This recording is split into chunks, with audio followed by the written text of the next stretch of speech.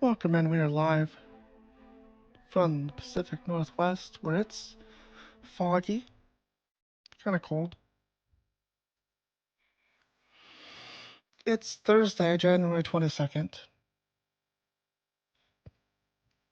Top of the hour at 9:19 a.m.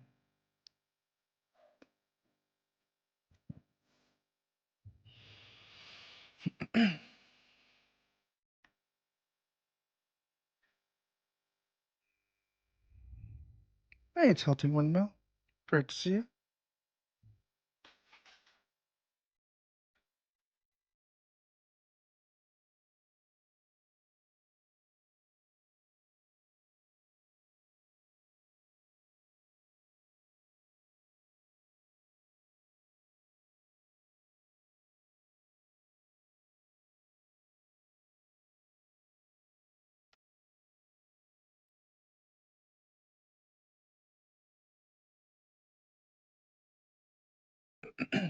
I am an atheist. I debate usually Christians.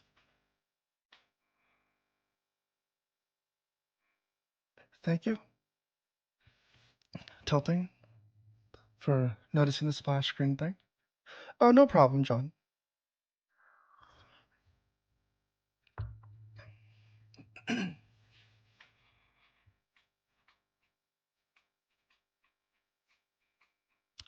Hey, Smith.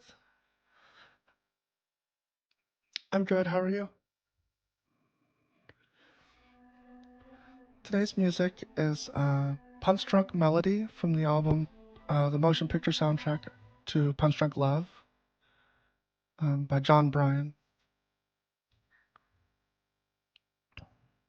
I really, really like this song. It's in my head a lot. Thanks, John. Yeah, I plan to do some debates today. I'm just waiting for people to stroll in and then I'll get started. Mr. Zeke79 and Smith D, thank you for the gifts. Thanks to Heart Me and the Heart Puff. Very kind.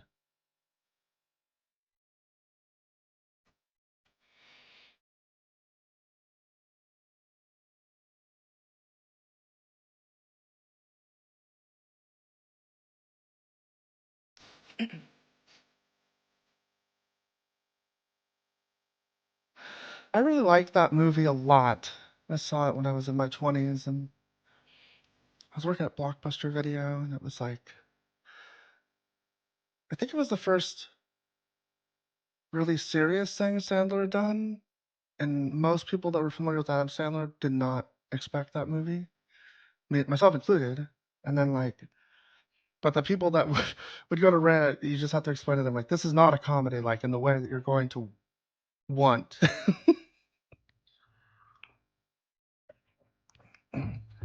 And that happened to give us Spanglish, which was not as good of a movie, but still, um, everybody would get upset about it because it had Adam Sandler and he didn't do the funny things they expected. What a time. Good morning. Welcome to Thursday. I'm Sarah Shark. It's a Sark show. Shark show, Sarah Shark. I'll get it someday.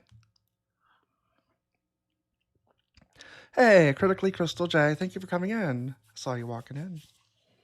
Thank you for liking the live. Christina the Godless, thank you so much for the heart me.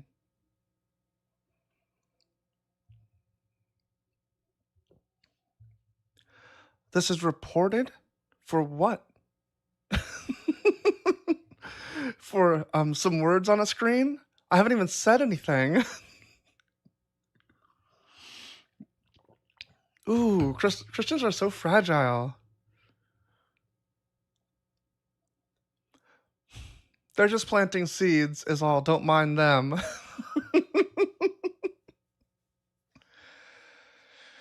Oh, what a way to start the day. You can report it. I'll just restart the live. And you can pray all you want, but Jesus has no power, which is like the problem for you, isn't it? You can only report. You can't pray. Prayer doesn't do anything. So that kind of sucks. You would expect something as simple as like shutting down, apostates or whatever. Something that would really bring glory to God. Christian planting seeds of hate, per usual. Absolutely. Everyone should follow Christine the Godless, by the way. 1/3 of the unholy trinity that is Girls Gone Godless podcast. They do a podcast on podcast apps. Yeah, proximity chat. One moment. Bring you up. Let me change over the background. But it's a pretty general topic today, so we can talk about the background or whatever you'd like, basically. Hello. Hey, are you over 18 and are you a Christian? I hate niggers. I want to send all the niggers back to Africa.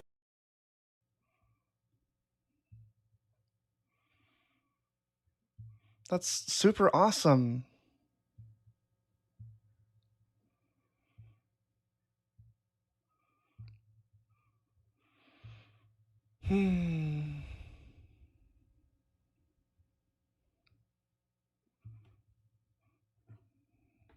That is what this religion attracts, right? When you attack this religion or go against it in any way, that's the kind of, my life was flagged for hate speech and hateful behaviors. That's the only way that Christians can actually, can actually do anything, right? Cowardly. Being cowardly. We're going to restart. It's okay. Not very many people here yet. We'll just restart. You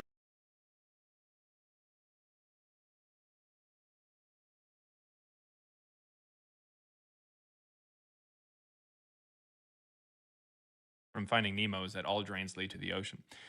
So what's really happening is we have Jesus passing through our body.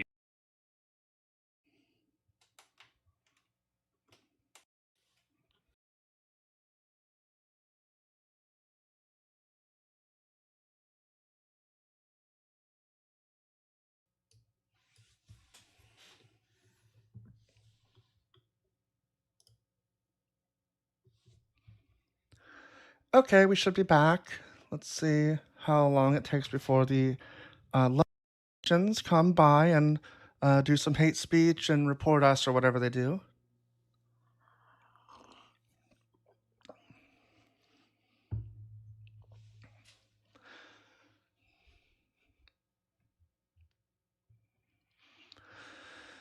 Okay, we are back. Let's see.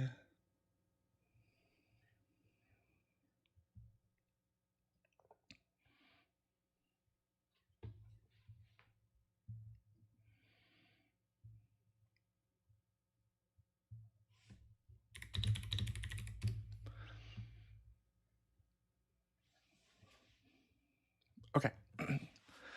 Thanks for coming back. Ken and Paper, it's good to see you. Christina the Godless, thank you for coming back. Thanks for the heart, me, Ken and Paper.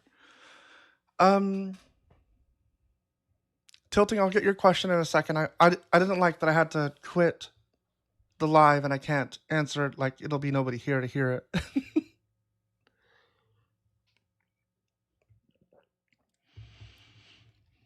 That's crazy.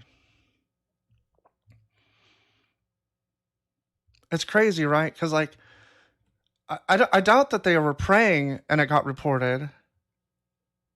I think it's probably the other way around. They reported it and then they prayed.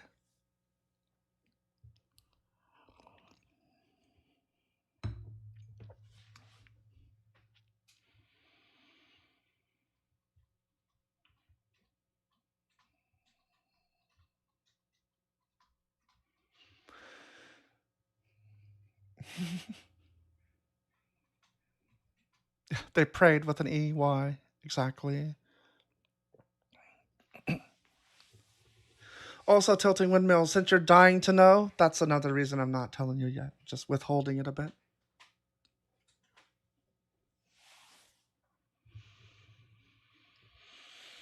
Yeah, They don't have any good arguments. I've been thinking about this. This is actually like today's probably the thing I'm going to talk about.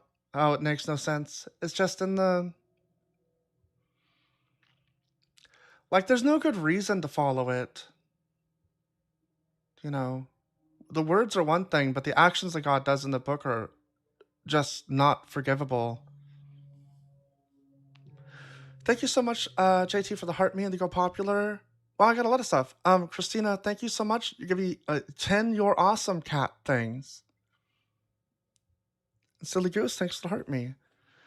I think I don't think it's showing me the gifts on my screen. That must be why I changed it to the chat window at some point.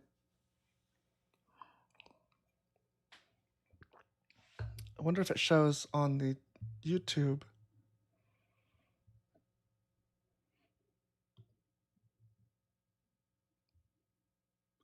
I don't know how people scrub their YouTube videos while they're live.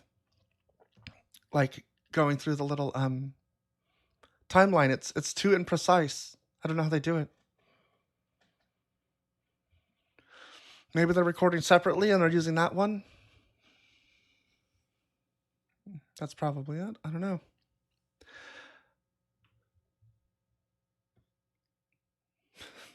Shark a tap. Thank you, Ken, for the shark a tap. I should get I should make my own little custom emote thing or something. Did they change that though? So you have to like pay $10 to join my thing on TikTok? Like it's too high. I can't believe they did that. They did that right as things were really picking up in that area. They made that change. It was really frustrating.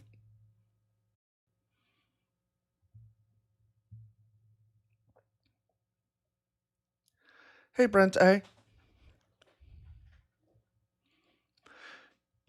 Let's see. MP3.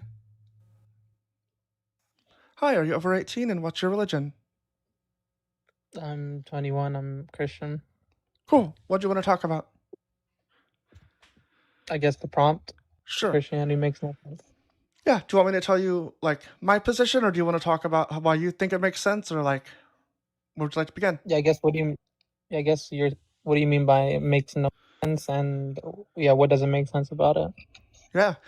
So, a lot of people tell me that I don't have any way to ground my morals, and then they tell me that I should ground them in God, and then I look at the actions that the Christian God does, and they seem immoral.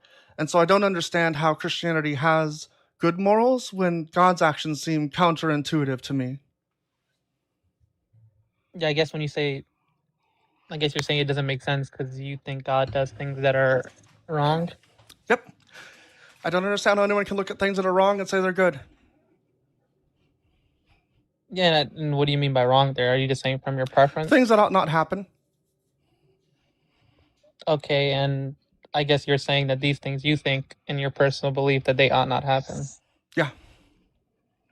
Okay, how does that not make sense? What doesn't make sense to you there?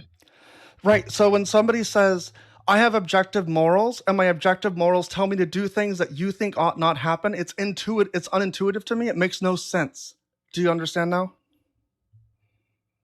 Okay, yeah. I mean, I think beliefs would be unintuitive to me, but do I think that really? does make? Yeah, I don't think that doesn't make sense. It doesn't make sense. Like I understand your views, but I don't. It's not about not making sense. That's what I'm. Are you saying there's some kind of contradiction, or are you just saying you don't think you understand? Like I don't understand what you mean by it doesn't make sense. For instance, do you think it's moral to punish someone for the sins or the crimes, I guess, of their parents or their relatives or anything like that? Is that moral? Is that like a good thing to do? Well, like in context, I mean, you're obviously talking about God, yeah. In God's case, yeah, I think. Well, we could talk about it in any context, right? We could talk about it in any context. I think in no context does it make sense. I can't think of a good reason that you'd punish someone that doesn't have culpability. Like, I don't see the reason, the justification for that. And I see God do that a lot, so I'm unsure why anyone would trust God's judgment. Yeah, I would say that I would say God is a different being than us, and obviously your ontology or how you exist can determine how certain things can be moral and immoral. For example, like if I'm a man, it's immoral for me to go into a woman's bathroom. That would be wrong, right? But that's Why is it based on immoral? Tell me why it's immoral. You just said that would be wrong and expected I'd agree. I don't know what you mean by this. Which part of it is immoral? Well, yeah, I guess trespassing into women's space is immoral. What's a woman's space? How do you determine what a woman's space is? Is this really so? You just don't. Why did you bring up something you're unwilling to defend? I mean, I thought this was like obviously a man just going into a woman's bathroom is. No, it's because you're transphobic. You have no real argument. You just brought something up to be transphobic. So please argue your point, or shut the fuck up and get off my stage. No, I'm not talking about trans. Do you understand the analogy I'm giving? Not about trans. I don't understand because I don't think it's wrong for someone to go into a bathroom. I don't understand why there is a problem. What is the immoral aspect of this going into a space? I'm saying if you're a trans woman, you can go into a woman's bath. I'm talking about just a man. Like if you identify as a man, right? You're codedly bringing transphobia into the argument. You cannot back up what you're saying. Why should a man not be allowed to go into a woman's bathroom? Back it up. You're not giving me a good reason. I might agree with you. You haven't told me why. How is what I'm saying transphobic? People are like, your brains are melted. I asked you to back it up. That's all I'm doing.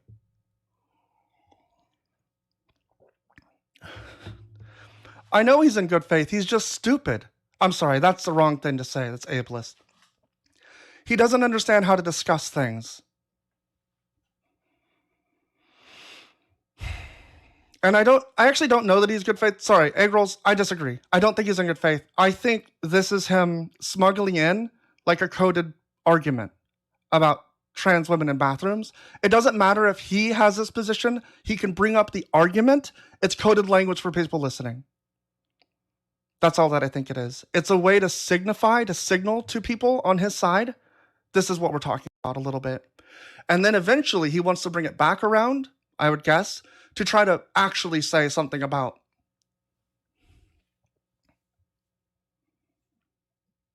He didn't ask a valid question. I asked a valid question. He made a claim.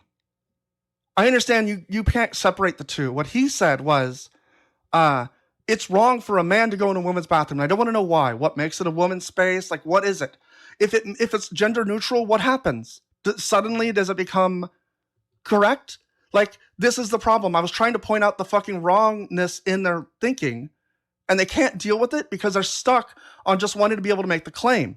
Because the claim is what's important to them. The claim that men cannot go in women's bathrooms. Because people that are transphobic hear that and they say, trans women cannot go in women's bathrooms. That's what they hear. And that's why you detest me? Why, Manny? You didn't explain why. I don't know that I agree with you. I've invited you back up. If you can explain why it's immoral for a man to go in a woman's bathroom, then I might agree with you and we can move on. But if you can't, I'll just take it as coded transphobia. Like, I'm a trans woman. I know how this works. I see it all the time. I'm not stupid.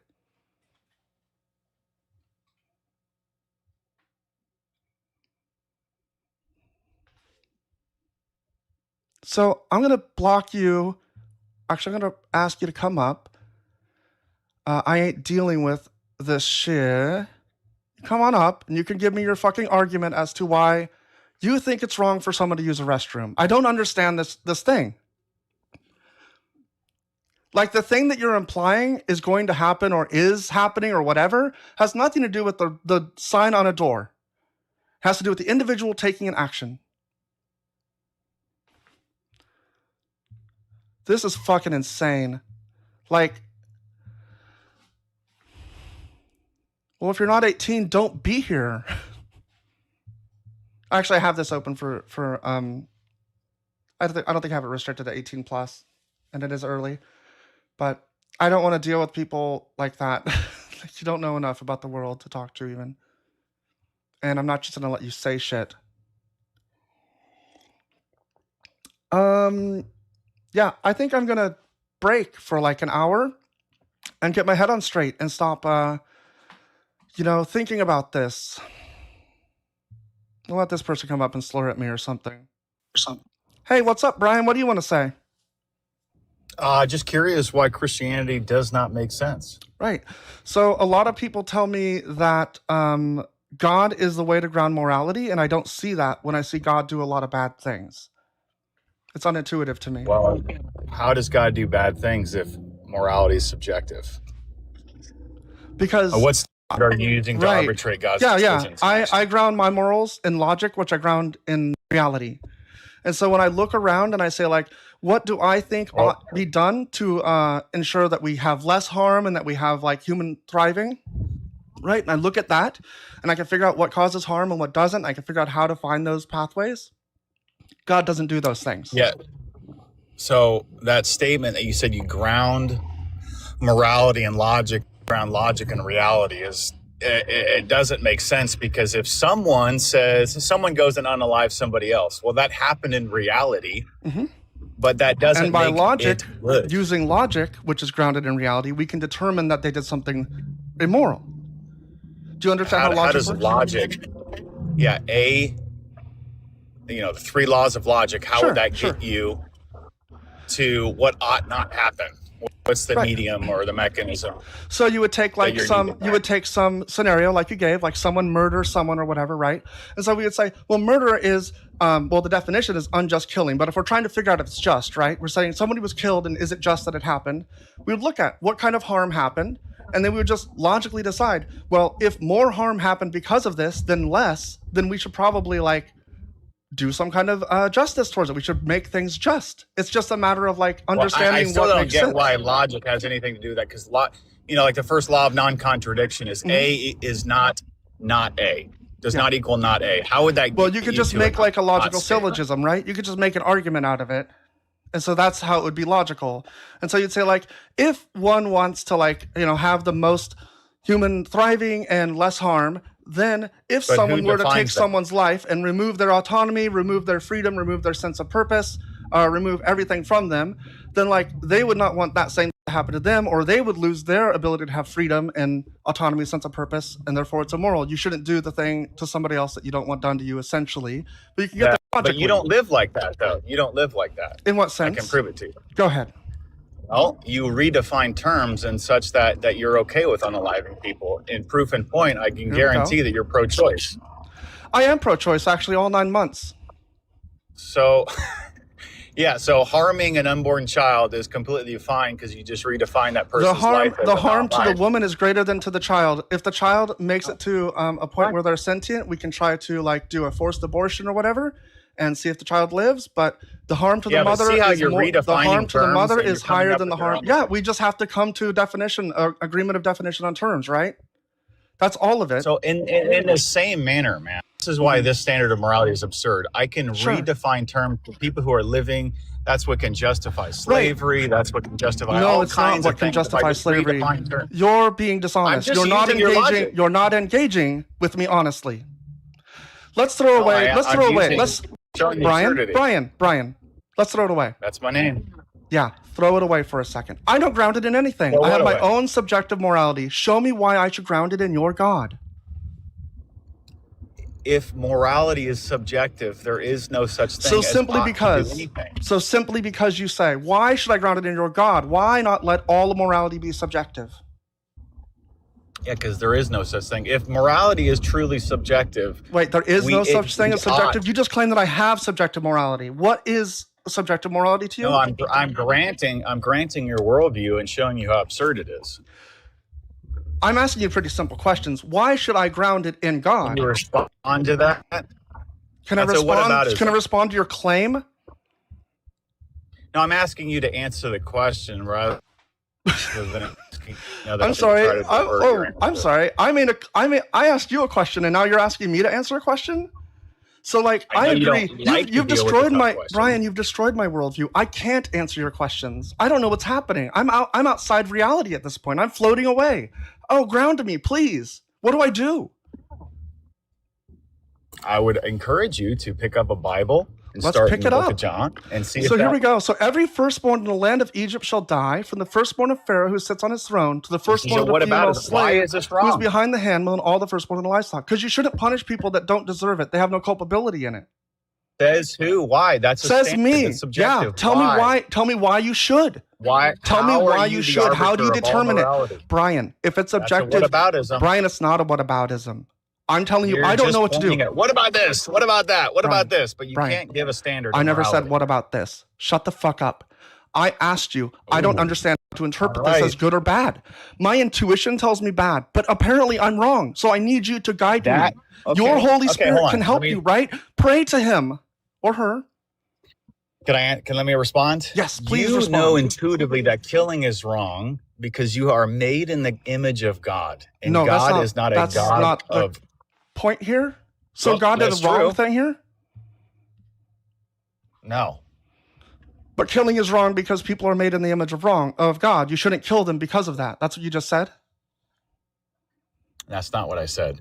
I said Oh. you intuitively know that killing is wrong because you are made in the image of God. But God And does if not know morality this. is truly subjective, if we were to look at this text or any text in Scripture Mm. with a truly and taking it to the final conclusion of subjective morality, it would just be like, I like red, you like green. It is what it Interesting. is, bro.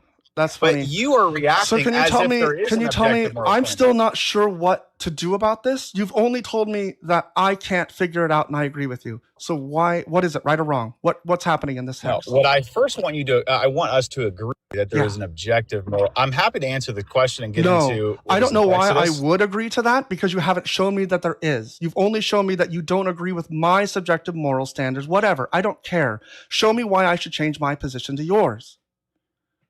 Okay.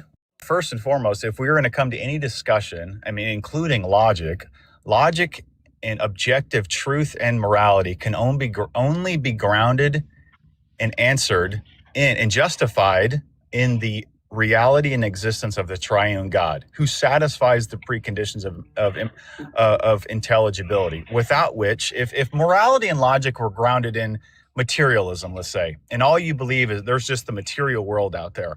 Well, material is inherently by definition mutable, meaning it's changeable. So something that is immutable, like logic, it's universal, it's transcendent, cannot be grounded in that which is changeable. So only a coherent, personal, universal source can justify logic and morality, first and foremost, as the basis. Okay. Can I respond to that? But your world, yeah, go ahead. I disagree. I don't think that the universe is mutable and changeable, but at its core, it is not. The laws of logic that govern it stay around. They're like, they still control all the change that's happening. The laws don't change themselves. So your argument that you have an immutable God and that's why I need it for my immutable logic, well, the universe may be mutable, but it always exists. I think that's the point. It exists. The logic exists because the reality exists. Change it around again.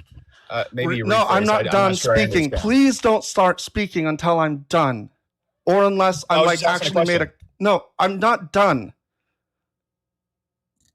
Okay, go ahead. Okay. All I'm being trying cordial. to get. I'm not going to try to.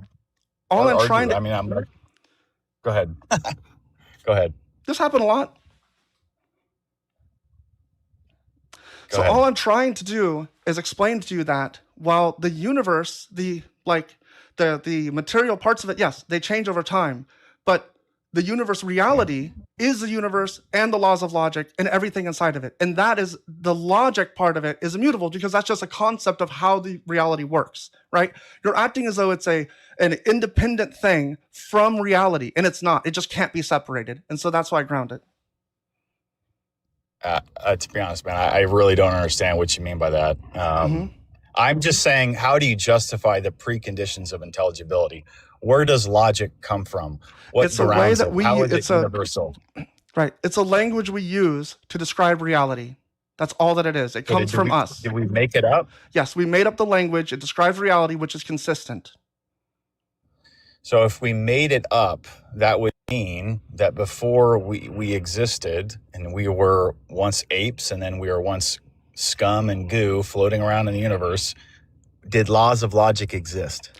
The language did not. The consistency of reality did. It was not described.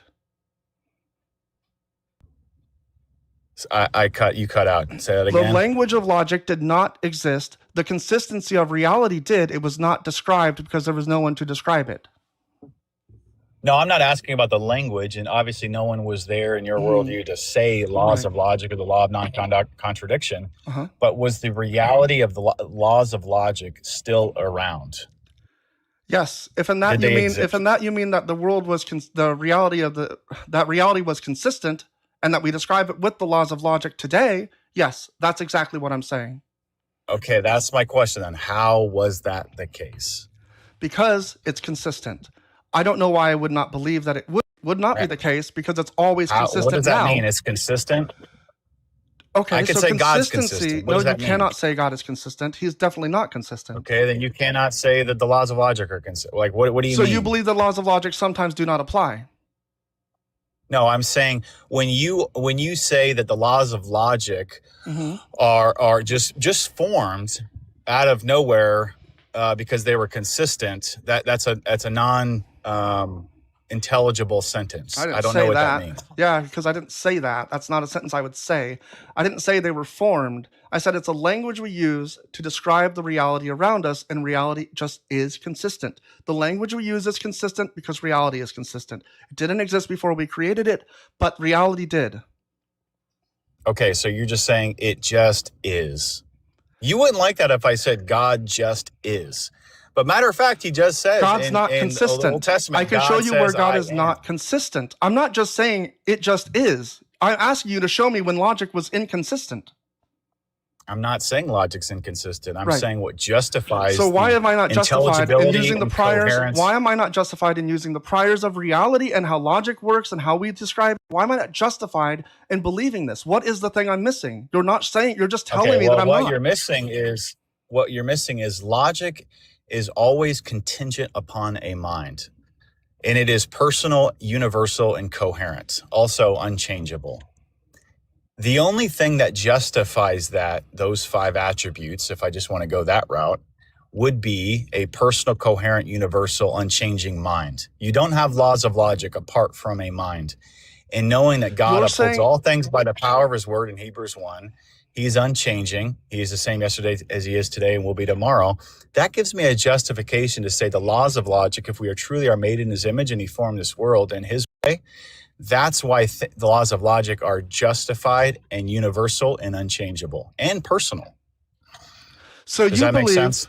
sort of, but I think that your claim, let me put it this way, if I understand it, steelman it, is that because logic is created out of our mind, it must exist materially in someone else's mind, in like a being that is greater than us. Almost. It's contingent upon a mind.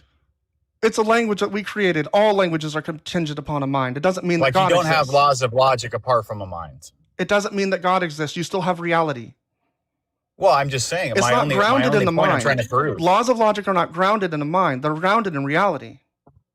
Okay, see, that doesn't make sense. Can Yes, I it go does. to If somebody Home has, Depot if and buy somebody a does not packet? understand the laws of logic, do the laws of logic That's not what apply? I'm saying. No, I'm not saying that. I'm saying they are immaterial. I cannot go to Home Depot and buy a packet of the law of non-contradiction. It is always bound and contingent on a mind.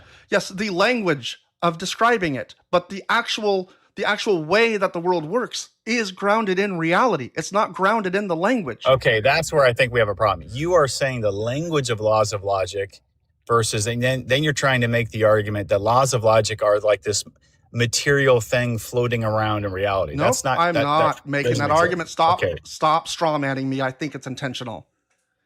No, I'm trying to get your position. So, Are you? Why do you say that I say things I don't say?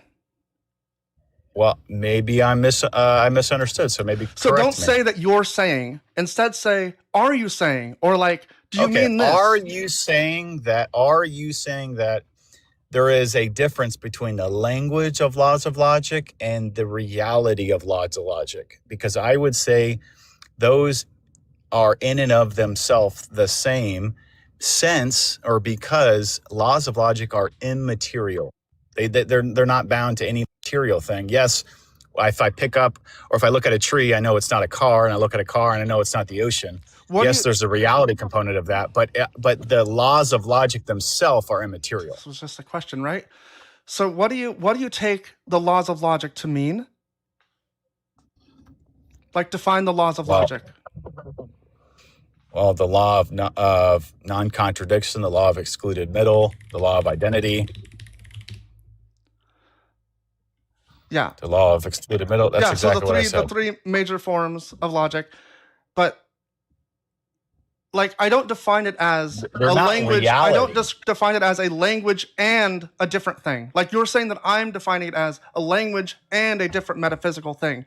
I'm saying it is a language that describes reality, and reality is consistent. It's not that the laws of logic exist like outside of the language as well. It's that the language describes the reality. That's what I'm saying. Laws of logic are the language. Yeah, I get that. You're saying and I agree that the logic is the utility of that we can describe and interact with our world. But to justify the existence of laws of logic just by saying that it is reality, I don't think is a sufficient answer. You justify it as a language. You justify it by saying it's consistent and it works and it describes the reality. That's what justifies it. You don't need to say that a mind that is beyond you justifies this for some reason. I don't even understand the leap to that. But you, I don't know your name, but you would not Sarah. like if I use that, Sarah. You would not use or like if I use that same pun intended logic from my worldview. Like, Right, I would here we just go. say, if I would just say God works and it is what it is, you would say that's stupid. Yeah, because that's not the case. Like, it's very Well, then inconsistent. When I look But at by logic what standard are you saying that? by the standard of Jesus said, ask for anything in my name, it will be done, and it never happens. Oh, I'm not talking about how you interpret scripture. I'm talking about the reality of God existing. Right. And just saying God exists and having no way to show that doesn't do anything for you. There's no evidence. My evidence that the laws of logic, the language that describe reality, it works, is that it works. I can show you that A is never not A, right? Well, that's circular. Yeah, because it's grounded in reality. Reality is the core root of it. It's circular at reality. Maybe you can get another guess. I truly don't understand, but thank you for having me. But you can't make an argument against it, which is interesting. Your only argument back it is, nuh-uh. I appreciate the time. Yeah, no. Go ahead, Bless Ron. you. Thank you very much. It's so fucking dishonest. Like, just actually engage.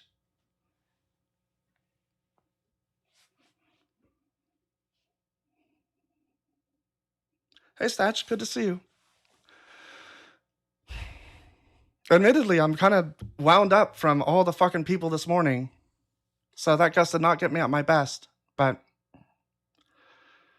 at my most cordial. But I just don't understand why I can't, what am I wrong about? Like, I'm not seeing the flaw in my thinking, but to jump from it's not grounded in reality, it's grounded in God. And then just to say, like, well, my proof is I say it is, that's not my claim. My claim is that logic is consistent, and so we can ground it in reality because it's consistent. And yes, it's circular. But if you were to say logic is consistent, and so logic is, I don't even know what the claim is, why you ground it in God. Logic comes from a mind, like it's a language. Like, it's just a matter of him not liking the way that I define logic. He wants logic to be this extra thing, right? That's why he kept saying that that's what I want. It was projection, I think, because he kept saying, like, you want logic to be this thing outside of you. I'm like, no, I don't. Like, I want logic to be a language that describes reality. The thing I said multiple times, and I don't see why I can't use that reasoning. Like, how else will I get by? If logic is grounded in God and God is so inconsistent, how will anything ever work? And then if I can't look at the Bible to see God doing very clearly inconsistent things, if I can't make an argument against God's being actually illogical in his attributes, what? Like, it just completely falls apart.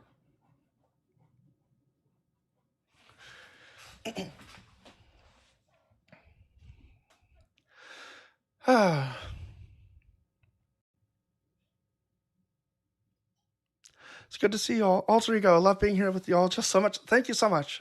Today I'm a little, maybe too much coffee. I'm already on my second cup.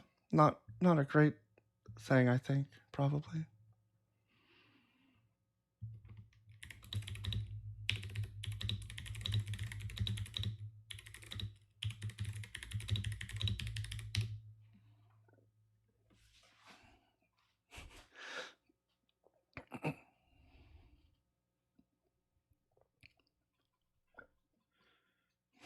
Am I living the cream? No, no. No such thing as too much coffee. Thank you, Brent. Brent, a council speaker. Darth, welcome back with the beer. Too dumb to debate for real, so I just crack wise for the most part. I mean, that's a fair strategy. It's what I did for a long time. One of the things that I didn't like about watching debates was I would have like my own objections, and the argument would sometimes get stuck on really pointless things. And that's why maybe sometimes you see me kind of like lose it and go like, can we just skip to the thing that's like the actual point of contention? Hey, Jay. And like, maybe it's just that I need like I don't know. I don't know if there's like a ranking of debating or whatever. At a very low ranking, right? When I first started getting into watching these things, it was interesting watching people make the look at the trees argument. You know, never heard it really put that way. I think by the second time I got the point.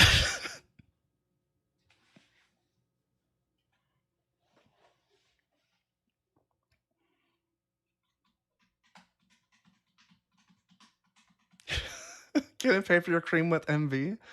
Live in the whole milk. If only God would communicate better than only to an ancient sheep herder.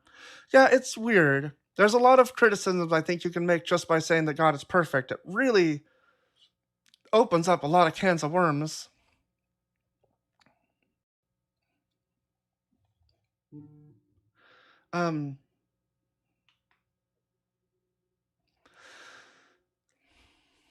Like in a lot of ways, it just comes down to a disagreement about like qualities or like attributes maybe of God. Because if you could take a lot away of them, we have a guest, Sarah.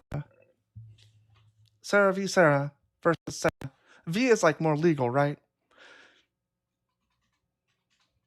I don't want to have a lawsuit. I got a lawsuit. Sarah, don't sue. Are you over 18 and what's your religion? Hello? Did you mean to come up? I'm a Christian. Oh, okay. Hello, can you hear me? I'm a Yes. Christian. I can hear you. How are you doing? Pentecostal Christian. Okay. Okay, I'm good. I saw this Christianity makes no sense. So I just want to put like my thoughts on that. Okay. I'm listening. Yes? Yeah. Now, how can you say that Christianity makes no sense when it is the fundamental backbone of every society in the world today?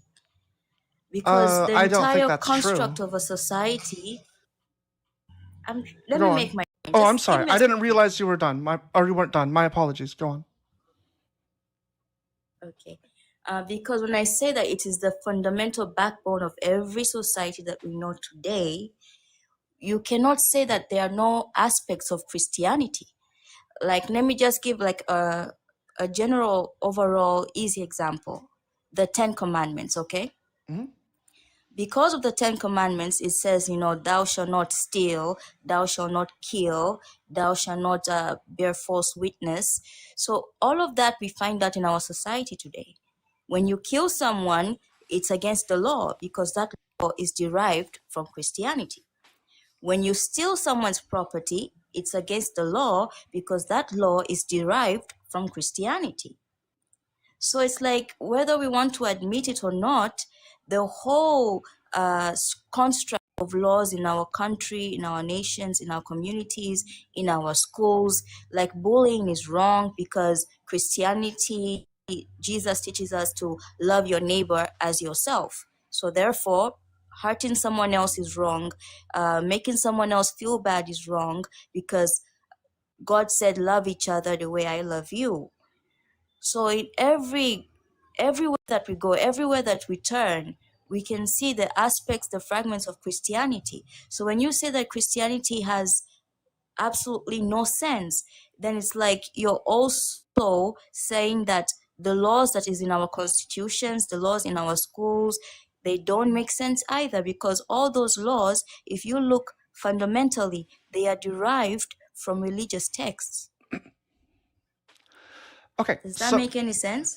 it doesn't make a lot of sense to me, and I'll tell you why. So my Okay. position is not that everything in the book or everything about Christianity makes no sense. My position is that the religion as a whole makes no sense. Things like the story, the narrative of it, the reasoning to go to follow it, that sort of thing. That's kind of my claim. However, as for the laws thing, right, there's a few flaws in this reasoning. The first one is, even if the laws were based off of Christian morals or tenets or whatever, it's just a genetic fallacy to say that because of those tenets, we should keep the laws. Or because it came from this, it's good, that sort of thing. Or like, it's just making a connection to something that's not like really necessary to make. You can't. So for instance, if we were to say like, well, a Satanist invented like a time machine, you wouldn't say, well, time machines are bad. You'd just say like, well, that person is bad, whatever you think is a bad person, a Satanist or a person that murders or whatever. They invented a time machine and you think the person is bad, but you still use the time machine because it's not, who cares where it came from, that sort of thing. So the problem with making this connection is that it's not necessarily connected. The second problem is that it's not based off of the Ten Commandments. What's the first commandment that God gives? The most important one. Mm-hmm. I'm listening. That was a question to you. What is the first commandment that God gives, the most important one? To love each other, right?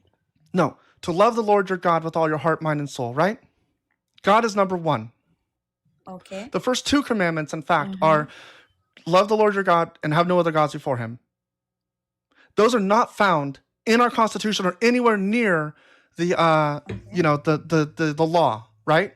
In fact, it says that you can have other gods. You don't have to love God. It doesn't say anything about Yahweh in our Constitution or in our founding. So this argument that our laws are based off of something like the Ten Commandment, it just means that your book has some things that do make sense. So I do agree with you that some parts, so maybe it's wrong of me to say that Christianity makes no sense. That's fair, right? It's hyperbole, but it's not the fact that we have Thank you laws for that that. match the sensible things. The problem is that it has things that are so unsensible, like saying you should only worship God. So, like, worshiping only God is unsensible? Yes, because he doesn't exist. Oh, okay. So, can I ask you a question, right? Mhm. You're an atheist, right? Correct. Okay, so how do you imagine that you came to be? Like in the ultimate sense. Mm-hmm. So I think that everyone came just through a natural process, through evolution, probably starting with abiogenesis, but I don't really know enough about that to say. It could be from aliens. It could be from a deity. I'm not precluding that. Like, I'm more agnostic atheist in that sense, that it could be like a deity started the Big Bang or something and then fucked off and they don't care about us and everything just happened naturally. I can imagine that. I have no reason to to reject it. But I don't know. I do know that the Christian God doesn't exist because of like logical contradictions within just the character of the God itself. Mm-hmm. Do you believe that God has to follow the laws of logic? Do you know what the laws of logic are? You know, God doesn't have to follow any laws because He is the creator of everything. So the whole point of following Christ is not to question Him.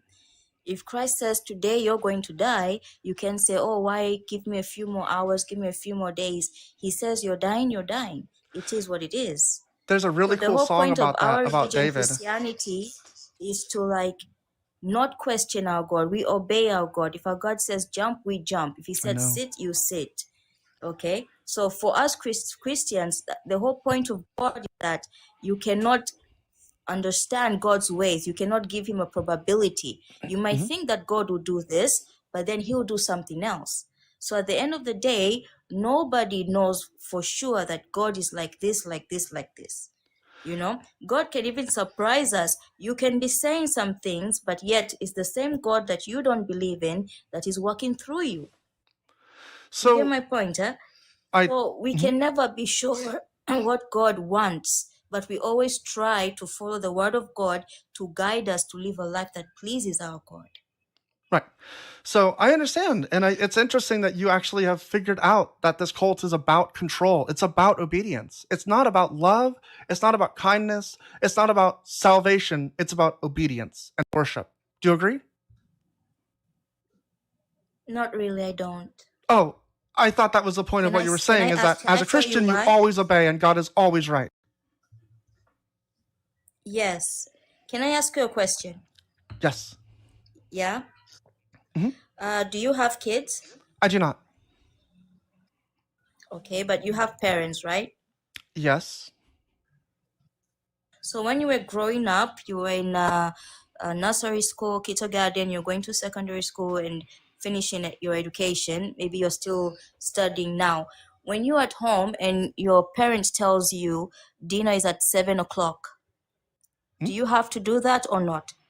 Generally not. My family was very whatever. Not. If your mom tells you that dinner is at 7, you can decide I'll eat anytime I want, right? Basically. You don't have to listen to your mother. Is that it? I mean, in this case, yes. Okay. It's not So now, important.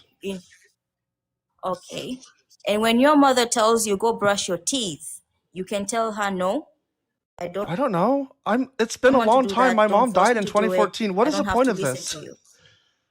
Just tell me your Oh, point. I'm so sorry. I'm so Just get to your sorry. point, because your analogy's My falling point apart. is, okay, my point is, okay, when we say that we obey God, Sawa, we look at the Bible and we see that He's guiding us towards certain things. He tells us that in order to live a life that pleases me, so that I can be happy with you, then you have to be humble, you have to be kind, you have to be sensitive to others, you need to pray for your enemy, not wish them ill. This is what God is telling us, that this is a life that you are supposed to live. And He teaches us in our daily life that you're not supposed to give revenge, you're supposed to forgive. So those are the laws that we obey. Yeah. He's not telling us that to go and do something to harm ourselves. It's like when your parent tells you, don't play with fire. When you obey your parent, you don't get burnt. But if you say, oh, mommy's telling me I should not play with fire, why? Let me go and see what's the point. You go and you play with fire, you get burnt. So obeying God is for our own benefit, the way Right. that kids obey their parents. The parents can never tell their kids to do something that will harm them. They'll always direct them that, oh, don't do this, so you can have a good character. I'm gonna punish you now so that you can learn from your mistakes. So that's how God is to us. He's our Yeah. Father in heaven. So He says, if you live this kind of life, you'll be closer to me and Cutting know you out. better. I Just can fight for the best. deliver your needs to you better. I can guide you better when you're closer to me. So it's That's not exactly wonderful. about being obedient. So Like if you when don't do God this, tells you to God do gave us things, free it's will. good, right? He gave us a free will. Sarah, You you've can talked for choose like Him, minutes. not. You've talked for minutes. It's been Sorry? 11 minutes and we haven't even gotten into the conversation. Can we please have like a more rapid back and forth? Like Okay, make okay. a point, try like one sentence or two, and then I'll go. Can we do that? Yeah, let's try that. Okay. So when God says to do something, it's always good, right? That's how we know what good is. Yeah. So why is it in the Bible He says to do bad things that I think are actually bad? Why do we have this disagreement about what good and bad is? If I think God says bad things, but you think He says good things, how does that work?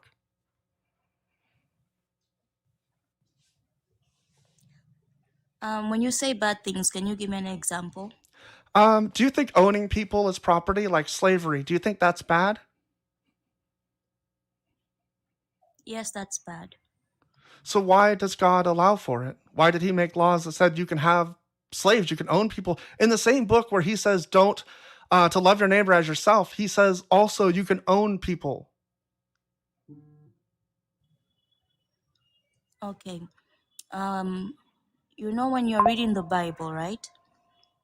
We'll find that the Bible was written a very long time ago. Mm. It was written for for communities and cultures that existed in that time. Now, God never said that slavery is good. He never said that you should get a slave. It is wrong. He just He said that said you every may. man is He did created not say that it is equal. wrong. He never But in says that it those is wrong. times, He never says that it is wrong to in have a those slave. days, that was the culture. So God is confined to the That was the culture. He's in a culture. box. God is So stuck. when you're He teaching can't do someone, otherwise. no. He can do whatever he wants because he Right. is God. He So can this must create have been anything good. he wants. So He he must created have been human doing the right beings. thing, right? It was right for him to institute slavery in Israel after they had just been released from slavery. They had no slaves, and yet he said, "You may have slaves." That was the right thing for him to do. It could not be any other way except for that way because he decided to do it that way. Or could it have been a different way? Could it have been a better way? Is there even a better way than owning Scripture people's is that? property? Sorry? Which scripture is that? Which scripture is that? Right. So in Leviticus 25, it reads, and this is a law that God gave, right? And so God's laws are just and good is what I'm told. And so I should be able to look at this and be able to pick up only good, just things.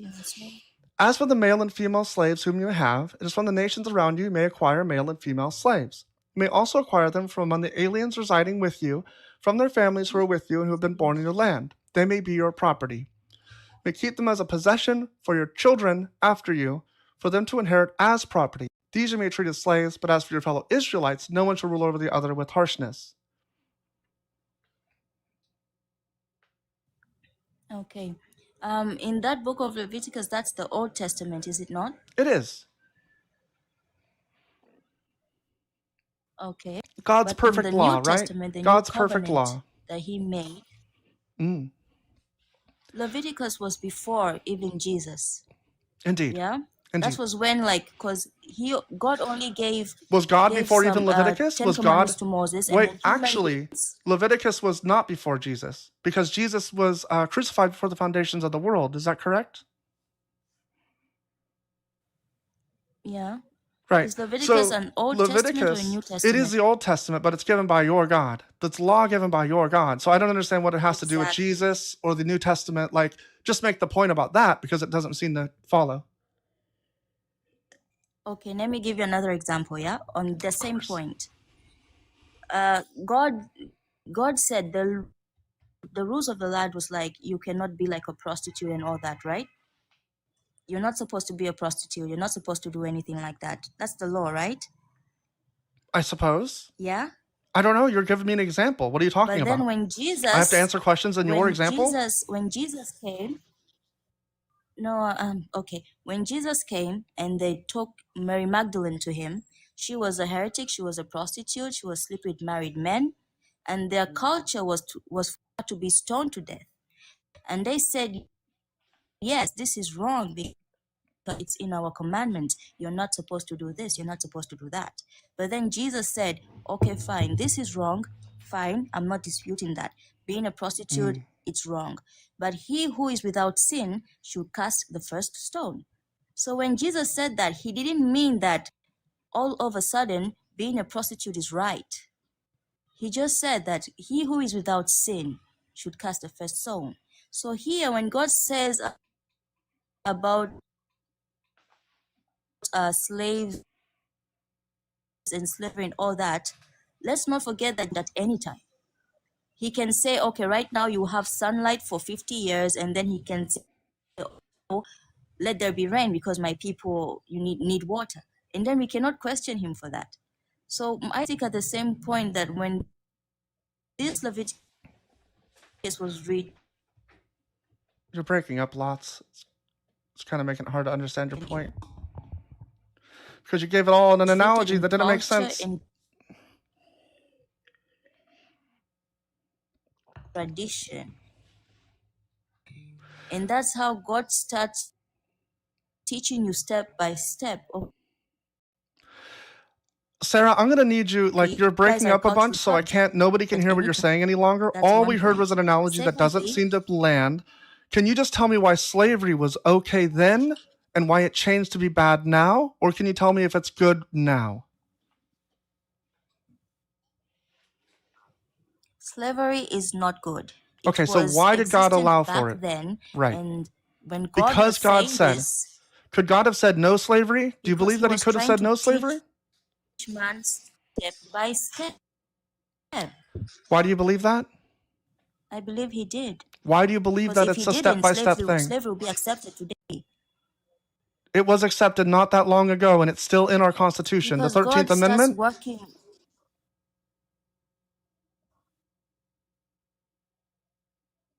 Do you know that?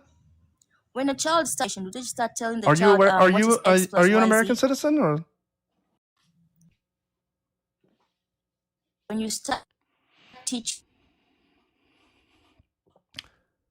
Okay, Sarah. No, I'm not an Unfortunately, American citizen. you've got like a really bad I'm in East connection, Africa, Tanzania. and this is not going anywhere anyway. But I really wanted to have the conversation because you seem to actually be able to engage. So it kind of sucks. So I'm sorry to drop you, but there was no way to go back and forth any longer. Okay, let me take this down, and we got our next guest. And with that, we'll go on to our very next guest. Good morning. Are you over 18, and what's your religion? I'm 20 years old and I'm a practicing Christian. Okay. What do you want to talk about?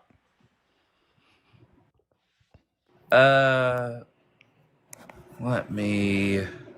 So, what do you want to talk about? Well, this morning I've been talking about how I don't think Christianity makes sense because most Christians tell me that I need to ground my morals in God, but God's morality seems unintuitively bad. Like, it seems not, to me, it seems intuitively bad. It seems unintuitive to rely on God for that. Okay, I got you. That seems like a genuine assessment. Seemed genuine. So, is this just in particular the Christian God or every God that you find this assessment? I think most God. I've really only looked at the Christian God because it's what I was in for a long time. Islam seems worse in a lot of ways. So I don't really like the things that I hear from it. I'm like, this is even worse. But it's not like Christianity is good in my view. I think it's actually just kind of a detriment. No. What I'm getting at, Mhm. what I was saying in that is, find it a little disheartening for a lot of the agnostic atheists that I see. They will only dunk on Christianity, but then when you go to other religions and see similar, even worse cases that are indefensible, they say, "Oh well, let's not touch that topic," and then they. I'm sorry, I didn't know I did that. No, I'm not saying that. Oh, I don't I'm not understand saying why that you're bringing you it up did, then. Maybe you should talk to the people that do it. Might have more effect. I apologize that I didn't mean to touch anything sensitive, but so do you believe in evolution? Seems like the most likely explanation of the facts. Why do you believe it's the most likely of the facts? Because I haven't What's seen like anything to your the contrary. I haven't seen logical anybody show groundwork in me. it? I haven't seen anybody show me a different way that makes sense as to how all of the facts that we have line up. Like things about our DNA that exist inside of ancestor apes. Like we know that these things came there's too through many evolution. loopholes in our. There's too many blank spots in the theory of evolution for DNA. Do you have a better That's my theory? Do problem you have a with better it. theory that aligns with the facts? I believe so. And which is? Are we gonna have? Would it be an emotional argument or a logical argument? Because we could do. I'm comfortable with doing either. It just seems like you're upset. I seem upset by asking for facts. Yeah. No, because earlier I was talking about how the conversations I've had with atheists before, and you. Oh no, said, I was well, why upset don't because you you're just poisoning go the well, talk to right? Like I'm upset because you're doing this thing called poisoning the well, where you come. A lot of people do this thing. Are you? Like, you don't need to do that to anybody. You should just address people's No, points and tell you what you think is wrong. I was just trying to be charitable and not just come in and say, "Here's where I think you're wrong." I was just trying to have conversation, like, Right. "Hey, how are you? How's your day going?" Like that. But this is why I'm kind of Prophet, disheartened by some I don't think you atheistic meant it views. intentionally. Prophet, I don't think you meant it intentionally. I'll try to not be defensive about it anymore. But I'm just letting you know that's You're why good. I got upset, because it seemed like a poisoning of the well. It seemed like what you were doing was to come in and say, a lot of people say this and I don't like it. It has nothing to do with me. It has nothing to do with Oh, Christianity. absolutely. I know it's an unfair assessment, but back to evolution. I think it's faulty because there's certain blank spots in evolutions that just say, well, you have to have too much. Mm. No. So what's happening here would is that you have an argument from incredulity. You don't believe that it's true. You believe in something else, and so you just say that it must be false. You don't have enough evidence. You haven't shown me any evidence. All No, you've shown me is I that you was have doubt. atheist. I understand that you have doubt about I was evolution. atheist. I don't care about evolution. I want to know what the alternative explanation is.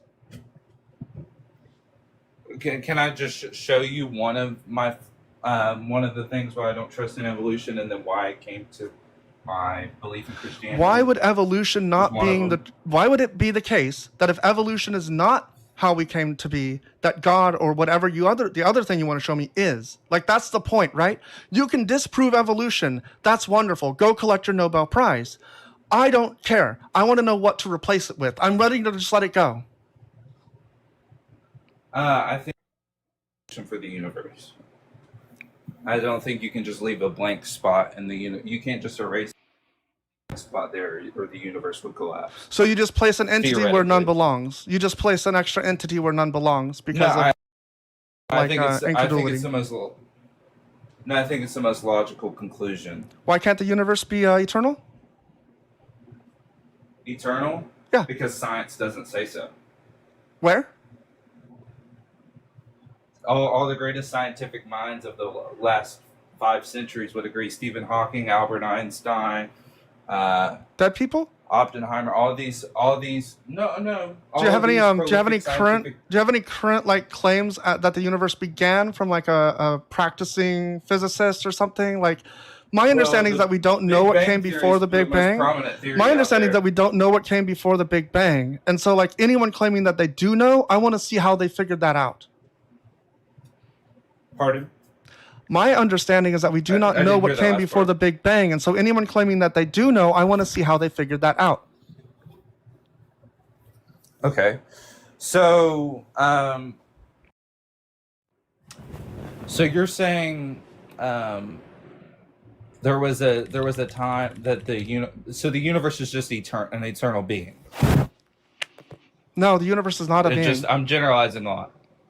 What? Or just The universe the is not a universe in being. itself as a thing is just eternal. The You're universe just is saying eternal, that the yeah. universe is eternal. Yes. Okay. So, did the universe exist before the Big Bang? Yes.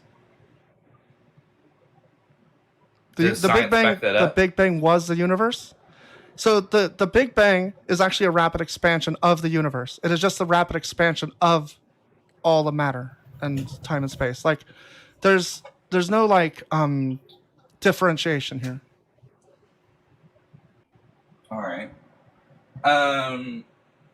So then, my problem with that theory for life coming out of the Big Bang eventually over the courses of millions and billions of years is that it's a time. You're saying it's just a mechanic, right? That eventually a certain amount of amino acids formed in a primordial soup that eventually evolved over a course of 1 billion years to create everything we perceive as life. Correct? Possibly. Seems to be the most plausible explanation. It could also be that there are like aliens, or it's like a simulation or something. Like, some other things could be true, but it seems like the most a likely simulation? thing. It seems like the most likely thing is that abiogenesis happened after the Big Bang, and then evolution happened after that. That seems the most likely to me. I'm not a science person. I'm not a science gal, so like, I don't really care. It doesn't really change my belief in a God, right? If you could show me that the God created everything, or that God even exists, we might have a discussion. But right now, all you're trying to do is destroy my point of view, which you don't even actually fully know. You want to find out so you can dismantle it. It's not how you get people to believe No, things. It's not how you should believe things. no, I'm not. I'm not trying to gaslight you or trying to destroy your belief or trying to dunk on you. I was an atheist for a long time. What was your favorite argument as And an I atheist? What was your favorite argument against God as an atheist? The moral monster, God being. How that That is was my favorite mine. How do you get argument. around it?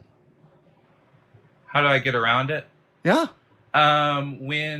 When you build a framework principle around the creation of the universe and the cosmos and everything we know, see, and touch, then we realize that there's a being outside of our form of understanding. So you just stop thinking about it? No, How do you get around it's it? not that I stop. It's not that I get around it. It's that the version is that if there is a being that is above and is a creator of time, space, matter, and logic, then then he's not boxed inside our mindset. Why? So, Why can't I box him into because this he mindset? created it. Why does that give him Your the right ability to to be a make the monster? mindset. Why does that give him the right to be a monster in my view? He's not. No. It's a monster in your view. but Right. not So what in- is the view I should in take? What is the totality. view I should take that makes him not a monster? This is the problem that Christians have, right? All you can do is appeal to like, I don't know, but somehow it's right. We just can't understand it because he's above us. It's just saying I don't care anymore, not thinking about it. If God is actually No, good, it's not thinking. prophet, It's not stop for thinking about I'm it. talking still. Why are you people are Okay. incapable of just sitting and waiting. So if God is No, I can actually wait. good, if God is actually good, I should be able to see that reflected because is a thing that we care about as humans. If God is good in a sense that's not good to humans, then I don't care about it. It doesn't make any sense. It's incomprehensible. It doesn't mean that I, then decide that, oh, I just don't understand good well enough. That doesn't follow. Okay, so for God, it has to fit in your perception of. Well, we need to know what good means, and it doesn't seem like God fits into any category of that. So, what would be your first argument for that? Just pick one verse or one situation. I think that what is good is what ought to be done. It's the things that don't harm people and that bring people better freedom, better autonomy, that sort of thing. It's kind of a general claim, but I don't know. What do you think? Do you have a different definition of good? I think that's the most widely accepted definition of good. I would, again, moral arguments aren't my strong suit. I'm a biology major. But How did you end up? So you did just stop thinking about it. You said the problem was God's a moral monster, but moral arguments aren't your strong No. suit, and you've just stopped thinking No, about it. no, You have not I'm- solved this. No. So here's the thing. Number one, where I've found evidence, my faith stands, and then when I find the evidence, my faith and the evidence stand in alignment together. So I know the logical argument for God, but I'm deepening my level of my moral argument for God. Okay. But most people won't even consider a moral argument for God unless they have a logical consistency point for. Does that make sense at all? Sort of. I don't think that God is logical just by his attributes. No. Like I'm saying, if saw and your pattern of thinking, which I'm going to make the assumption, if I'm wrong, and I apologize. That you don't see a logical necessity for a God. I don't. Okay. So where do you get that? Where do you most get that assessment from? Reality Like- doesn't seem like I don't see so I see plausible explanations as to where everything came from to a certain point, and then at that point we don't know what's before it, and so anyone claiming that they do, I just don't know how to find that, right? And so you have to go into like these arguments about contingency or even what's where everything's fine tuned and these things, and those have holes in them. They fall apart, and most of them fall apart right at the point where you say we don't know if the universe was eternal or not. So most of these things end up being like we just don't have the ability to determine this. And then when we look at things like what's laid out as God in the Christian Bible, it's just like, well, this is just Gotcha. obviously not true. Like this just, if there is a God, it's not this. Okay. So, the reason I wouldn't come to the assumption that the universe is eternal is because if it was a logical if it was a personless mechanism, then it would create an eternal universe, which science disagrees with. Most scientific research would come to the conclusion that the universe had a beginning moment. Can you show me that paper? Why do you believe that? Why do you believe that? that? The theory of everything. The theory of who's made this theory? Started it, Stephen Hawking finished it. The theory of everything is a hypothetical, all-encompassing physics theory unifying all fundamental forces and particles. A major unsolved problem in physics with candidates like string theory. It's also the title of a popular 2014 biographical film about Stephen Hawking detailing his life and work, starring Eddie Redmayne. Concept seeks a single framework for gravity, electromagnetism, strong and weak nuclear forces, and moving beyond Newton's and Einstein's works. So here it says it's unsolved, but you're saying it's solved. Can you show me where it was solved? No, I'm not saying that it's fully thought out. I'm just saying the principles are still there. You believe in gravity, correct?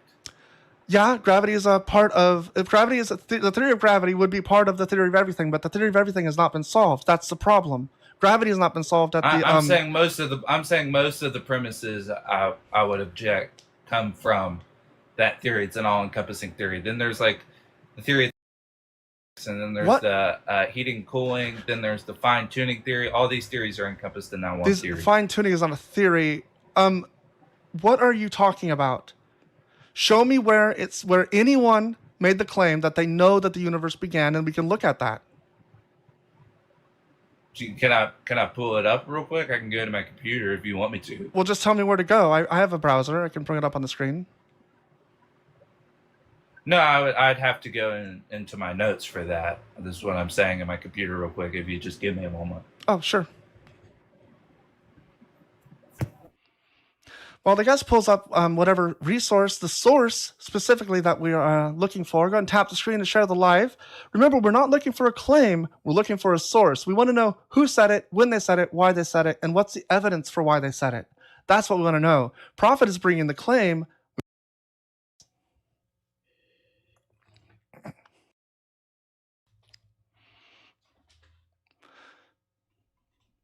I'm a jam theory in a sentence. I have to actually use it correctly. It's not. Oh, I'm going to jam theory in a sentence. I have to use it correctly. It's not sentence clutter. Yeah.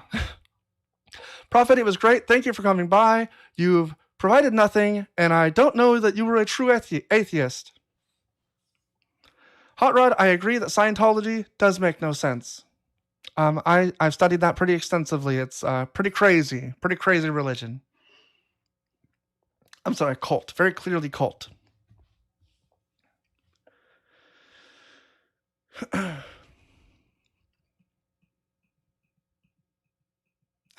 Provided less than nothing. Yeah, that's true. Oh, they are back. They're back. Maybe they were just going to get the paper. Welcome back, Prophet. Sorry. I didn't know if you clicked off. It dropped you. I don't know what happened. Yeah, dropped or whatever. But yeah, did you find the source that we're looking for? I got you.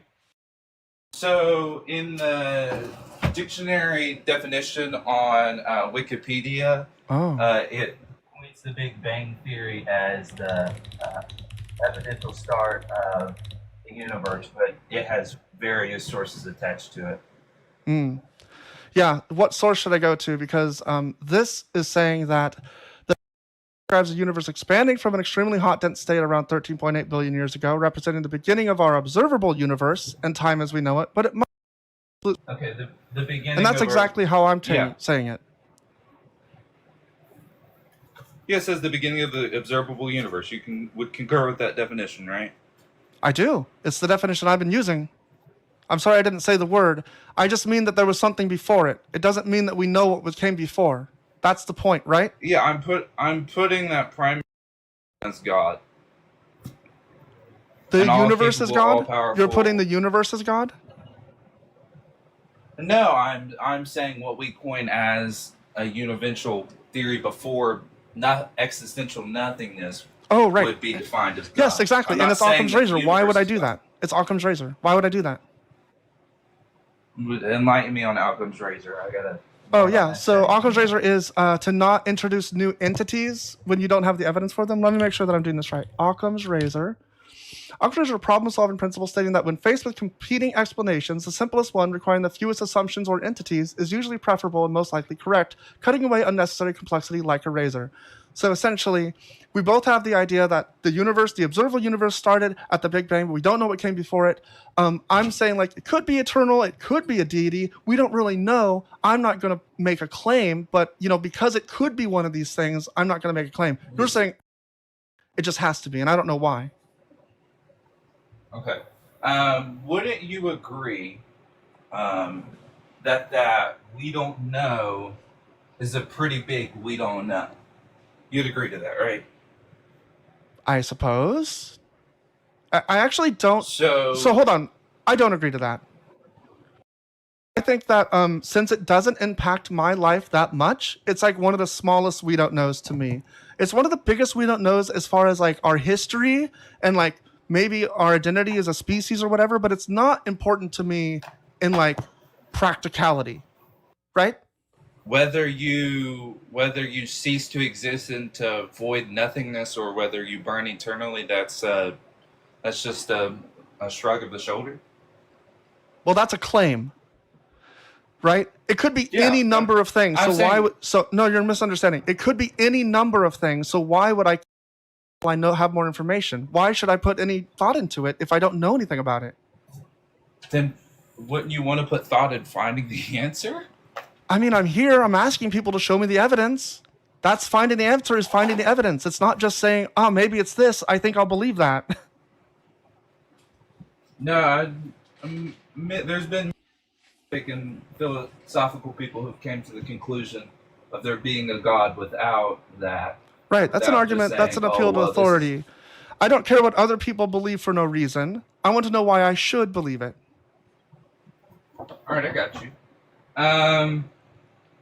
So I would say I couldn't give you the best argument for morality, but I can give you a pretty strong argument with science. Would you be okay with that?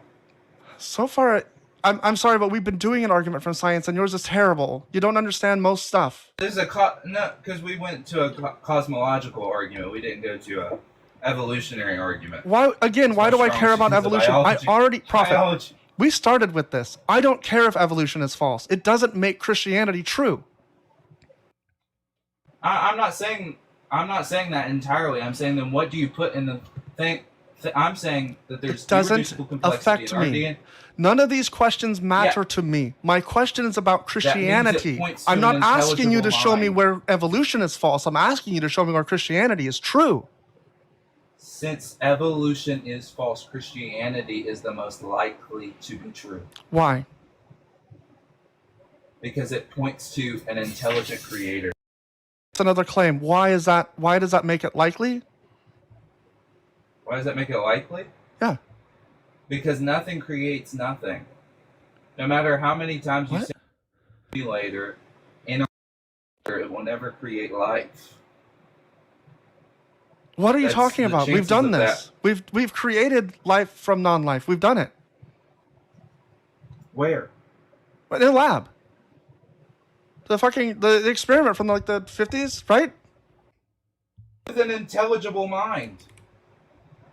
Oh, so suddenly the goalposts moved.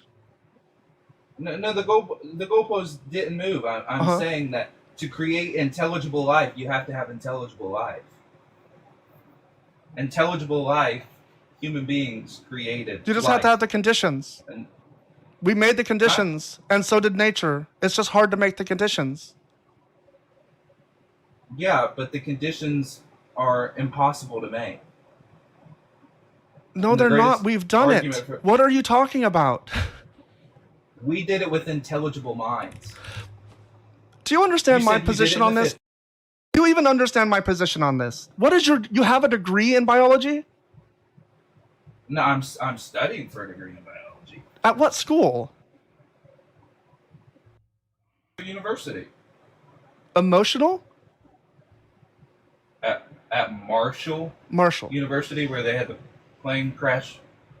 My mistake. I thought you in said Emotional West University, Virginia. which is a really weird name for a university. Okay. That'd So be crazy. see, I am not a science gal, so it's fine. I have to look up all this stuff, but like I don't understand. Like what I do understand about abiogenesis, I'm pretty sure that we have done this in a lab. And your claim that's just like, I'm trying to find the source on this now because I can't remember the fucking thing. Pre I got you. 1960s. So what I'm saying is, you're saying that it's in a life. I'm not in a lab from inorganic matter. I'm not disagreeing with you. But what I'm saying is that was created by intelligible life. Were Intelligible The conditions life were. created intelligible life. right, and so you have to basically argue. You have to argue that your God created the conditions for it to happen. You cannot argue that your God did this entirely different thing. I'm saying he created the conditions and then he created the life himself. Why would I believe this? The conditions create the life. Why would I believe that he created the conditions, and why would I believe he has anything to do with the life itself? I mean, like he would if he's making the conditions, but like I don't know why we would put him there. We're back to Occam's razor. We're back to okay. So with Occam's razor, I guess my best assumption would be: can I put you in a hypothetical for just a few seconds? Okay. Okay, so you, me, and like 50 other people are sitting in a room, and we're watching a movie, and then the movie cuts off, and then we hear a loud bang, and it startles all of us. What's your first response going to be? We're watching a movie and we hear a loud bang. What's going on in the movie? No. The movie's over, screen goes black, we're all getting up, and we hear a huge bang sound. The movie ended naturally. It's not like a power breaker going out. Yeah, I got Okay. you. Yeah, that. And then like, is the sound? Do I hear it in the room or is it like outside of the house? Where is it? Do I know where it's coming from? It's in the room, but we don't know where it's coming from, and we go, what's your first response to a loud? Just regardless of the scenario, you're in a room and you hear a loud boom. Okay. What's your first response going to be? It's probably gonna be to like not like I'm gonna like respond automatically with like fear or some kind of like, oh no, what's happening, right? I'm gonna jump a little bit, just because like it's You're shocking, going to wonder it's what unexpected. the boom is, right? Sorry, what? You're going to wonder what the boom is, right? Oh, I guess you could just tell the story instead of asking me questions if you don't care what my answer is. I do. You're jumping to conclusions about me. I'm really nicer than you think I am. Did anyone hear what just happened? Am I the one that? Did I hear Prophet just give my answer, or am I like out of my? But you can continue. You can continue. I would wonder What what would you happened, do? but like I don't know why you asked me a question if you're just going to tell me the answer. Okay. I'm trying to figure it out. Um, I'm like thinking about it. I thought we were doing a see- thought experiment. My bad. I'm just All like right. I'm a puppet You're, in your you're sli- your thing. No, you're not a puppet. But so great response. You said you would wonder why or how that sound happened. So when we look at things like the Big Bang, and then we just say, "Oh, that was nothing before the Big Bang." Any other bang, we would try to figure where that bang came from, or what caused the bang, or what was before the bang. But with the biggest bang in all of human history, and all of time, and all of space, we just leave. Oh, I guess we don't know. You're right. Nobody's looking into it. It's crazy, huh? Nobody's looking into it at all. You should get on it. You'd be the first one. You'd ground floor on this shit. I wish you were a little bit more genuine. Just a You don't think I'm being genuine? I'm pointing out the flaw in your argument. It's just humorous this way. So What you're doing here is that you're saying that like the thing that is in my room that is very concerning, I should also be concerned with an expansion of the universe. They're disanalogous. Like the Big Bang is not like an explosion. No, the reason I'm concerned about the explosion has nothing to do with like where it came from. It has to do with like fear about what's happening. It has nothing to do with like I'm curious.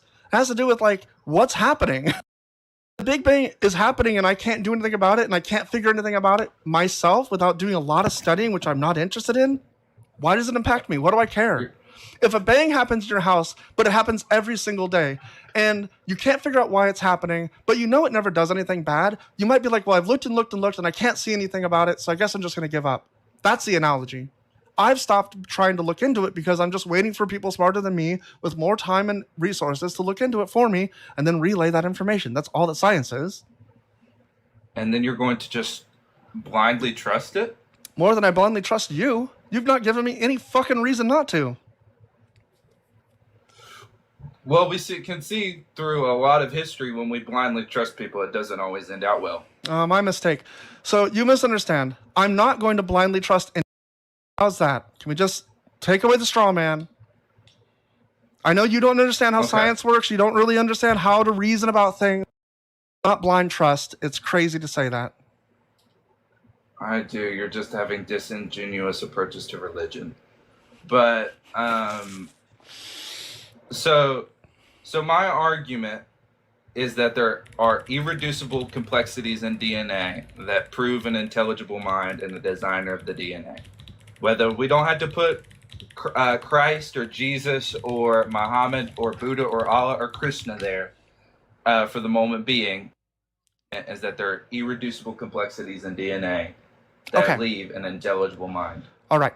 Why should I not believe that this God created the universe by accident and left? Doesn't even know what happened. Accidentally? They're just so perfect. This is what happened. When they do an accident, it makes this. So, like, I'm going to be really right now because you've been really humorous. So, kind of like with It, where they have the giant sea turtle floating through space and then he accidentally sneezes and then there's the universe. Yeah, it could be any number of things, right? You're just saying that there's a deity because you think that the natural universe like points to it. So I'm saying even if I like grant that, it could be any reason. You can't tie it to Christianity or any known deity. There's just no reason to have the conversation. Do you see what I'm saying? It's not pragmatic. Okay, so when we look at every major complexity, not talking about reducible complexity, it always points to an intelligible mind. So if there was a book in my room, why are we having this conversation again? Wait, do you understand what happened? I got you. But if there's a book in my room or your room or anyone's room, we'd come to the assumption that someone wrote that book at one point in time, correct? I've seen books. I've written books. I know what books are. That's why I don't assume that. I have priors. Have you seen a universe get created? Have you seen a universe get created?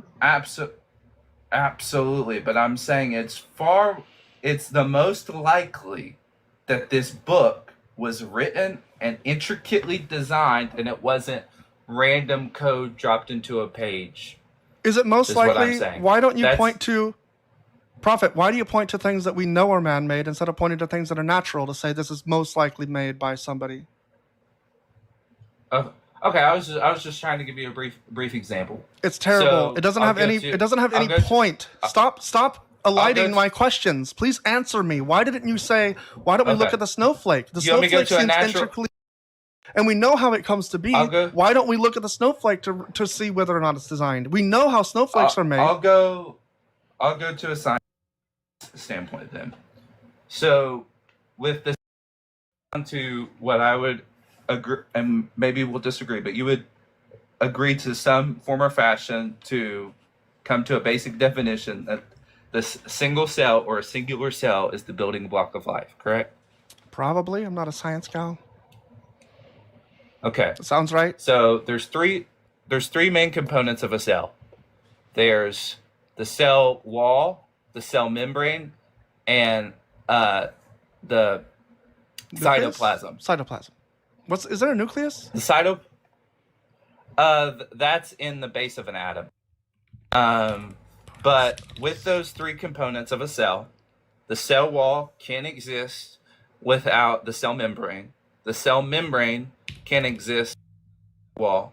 The mitochondria can't exist without the cell membrane. No, you were wrong. So The cell, these three so the things. three parts of a cell are the cell membrane, which encloses it, the cytoplasm, a jelly-like substance filling the cell, containing the cell's DNA. You were wrong about that. What was the one I got wrong? I don't know what you said, but it's the third thing is nucleus. I said this. This is Okay. so fucking Okay. annoying. About God, you keep making claims about science. You don't know anything about it. I barely know anything about it. And then I correct you on it, and you're like, oh, no, it's this other thing. Like, this was, what, 11th, 12th grade?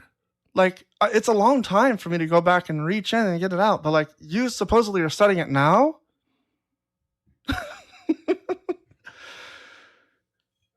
Yeah, why would we trust your scientific arguments? You don't understand science. Like, no, they didn't run. I kicked them. I got tired of the back and forth. I'd already granted the deity. I don't know how we got back to this nonsense. And it's because they don't have an argument for anything. And so I'm just like, I'm tired of it. That was crazy to me. I don't want to, like, I would love to be the kind of person that lets everyone speak at length, lets everyone stay for hours, argues every minute point repeatedly. I just don't understand why anyone would do that. It's what I want to do, but I can't see the reasoning. Because at the moment, it becomes really, really difficult to keep having the same conversation that you've had with other people, even with the same person, just over and over and over again with the same person. Hi, how's it going? Are you over 18? And what's your religion? I'm 19 and I'm a non-denominational Christian. Awesome. What do you want to talk about? Well, I just wanted to preface that I really like the way you debate. I think you're very logical, and these have been kind of nonsensical. Oh, okay. Yeah, I mean, like, Christianity doesn't make any sense, so it's really hard to have a conversation about it, like, in that sense, in my view. Yeah, well, I think what the first lady, or when I joined, it was the first lady, she was talking about, it was the backbone of society. Yeah. What I think she was talking about is, like, morals. Where does morals come from? That's actually my argument today, is that I think even if my morals are ungrounded and I were to ground them in God, I don't see why I would do that, because intuitively God seems like a monster. And so I can't tell, if I have to ground my morals in God, it means that I don't understand morality and that I have no way of knowing. And it just makes no sense to me. Like, that doesn't seem like a way to figure things out. But then where does morals come from then? So I take morals to be like what we ought to do for people to have freedom and well-being. And we should do that because we want to have freedom and well-being ourselves. And so we should allow for other people's freedom and well-being, and anything that impacts freedom and well-being, you just look at it logically. And then you figure out like what you should do, basically. Some things are going to be like really, hard to figure out in really gray areas. And especially depending on the facts and how we interpret the facts. But appealing to just like a person and just saying like, well, they are it, I don't see how that works better than appealing to reasoning about it.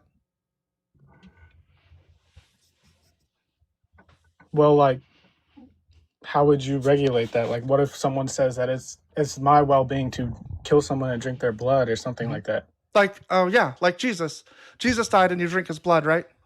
So anyway, the way you regulate that is that you get enough people together and you discuss it and you figure out what makes sense to the most people. And you say, okay, that seems reasonable. That seems reasonable.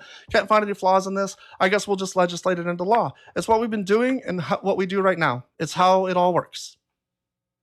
So what happens if, like, say a society thinks that you should be able to marry like a 10-year-old, or like 10-year-old should be like the age of consent or whatever? You show the society that there's harm in that, and then you prove that it harms them and you shouldn't do that, and then you try to convince them to change. If they won't, maybe you have to use force. I don't know.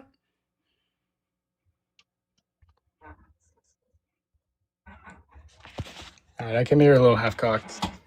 That's really all I had. If you have something to say, I would like to respond to you. Oh, yeah, sure. So I think that like the Christian God has a lot of laws in the Old Testament that I understand are not applicable to Christians today, but I don't know why you would worship somebody that gave those laws, because they're bound by some sort of like restriction, like makes them give bad laws, or that the laws are actually good and I just don't understand them. So for instance, like laws about slavery, where God says you can own people as property and give them to your children.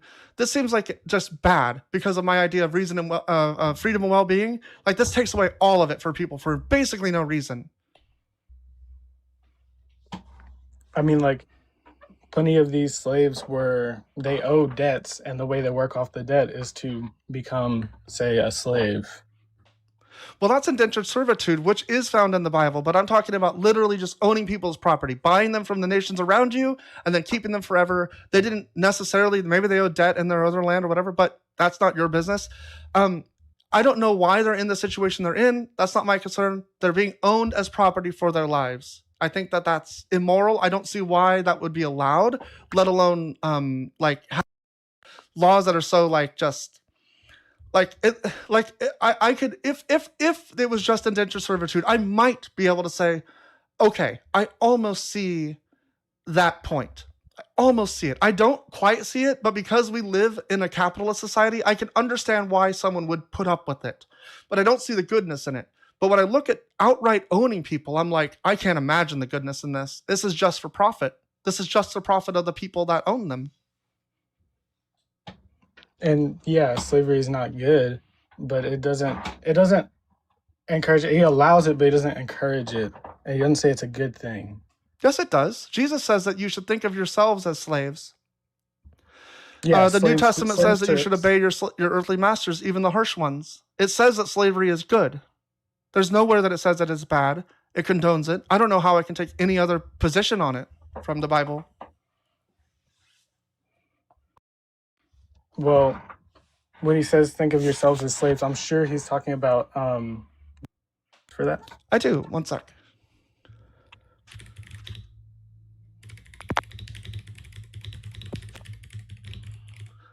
Let me find it. Here we go. Luke 17:10. And we'll go back to like 17:1 through, we'll just do like a range so we get context. Okay. So we have some sayings of Jesus. Jesus says to his disciples, occasions for sin are bound to come, but woe to anyone through whom they come. It would be better for you if a millstone were hung around your neck and you were thrown into the sea than for you to cause one of these little ones to sin. Be on your guard. If a brother or sister sins, you must rebuke the offender, and if there is repentance, you must forgive. If the same person sins against you 7 times a day and turns back to you 7 times and says, I repent, you must forgive.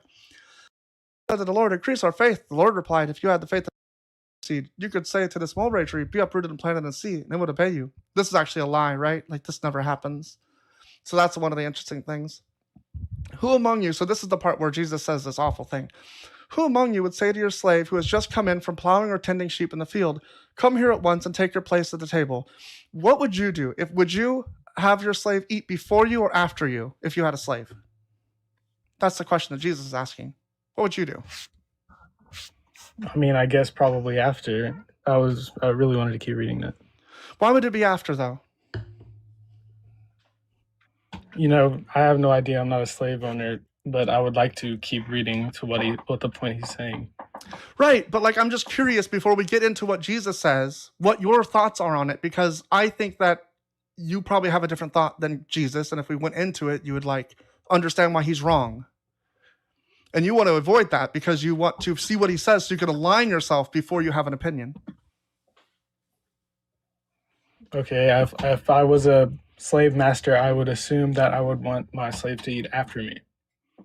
But why would they do that? Why wouldn't you say, come in from plowing and tending sheep and take your place at the table, eat with me, be like family? Why wouldn't you do that?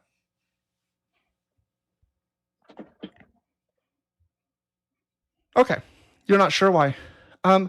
So Jesus says, would you rather say to him, prepare supper for me, put on your apron and serve me while I eat and drink. Later you may eat and drink. Do you thank the slave for doing what was commanded? So you also, when you have done all that you were ordered to do, say, we are worthless slaves. We have done only what we ought to have done. And then it goes into cleansing 10 men with a skin disease. So yeah, that's where Jesus says slavery is good, and you should think of yourselves as slaves and doing only what you ought to have done. Don't ask for anything from me.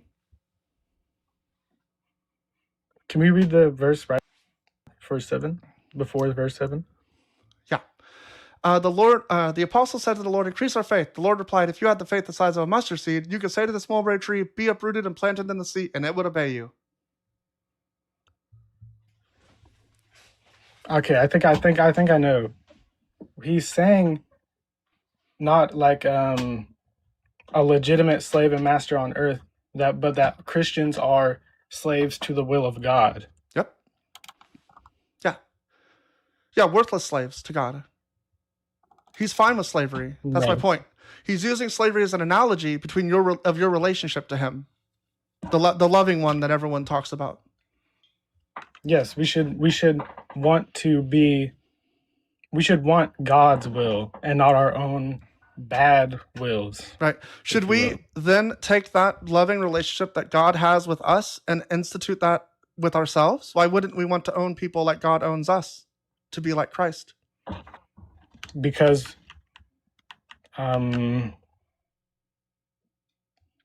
The Bible has laws because for the it. God relationship says to think of yourself re- as a slave. What's the problem with slavery?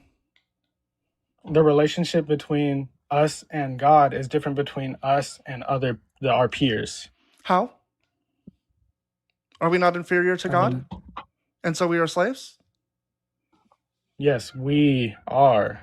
Are the nations around us inferior to us? Were they inferior Us to as the in Israelites? Americans? Were any nation? Were the nations around the Israelites inferior to the Israelites? I mean, no, they all had value in the eyes of God. Value as slaves. What was the value to them as men? Actually, not value. Worthless, right? Worthless slaves. No value.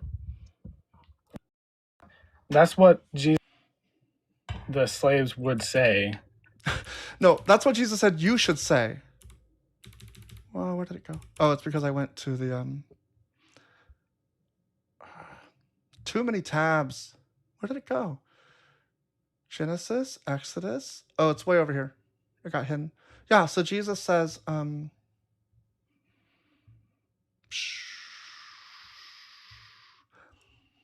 so you also, when you have done all that you were ordered to do, say, we are worthless slaves. We have done only what we ought to have done. And so your relationship with Jesus is that you're a worthless slave to him. And then in Leviticus, he says you can have a relationship with other people, other nations. They are worthless slaves to you. He lays it out. It's very clear how we should treat each other, what we should think about this. I don't know how I would come to a different conclusion. It's not a cherry pick. I'm showing multiple places. There's nowhere in the Bible where it says, don't have a slave, don't do it, it's wrong. I mean, I don't think this verse has anything else. I don't think it's about slavery. Like legitimate person-to-person slavery. I think it's a framing of your relationship between God and you.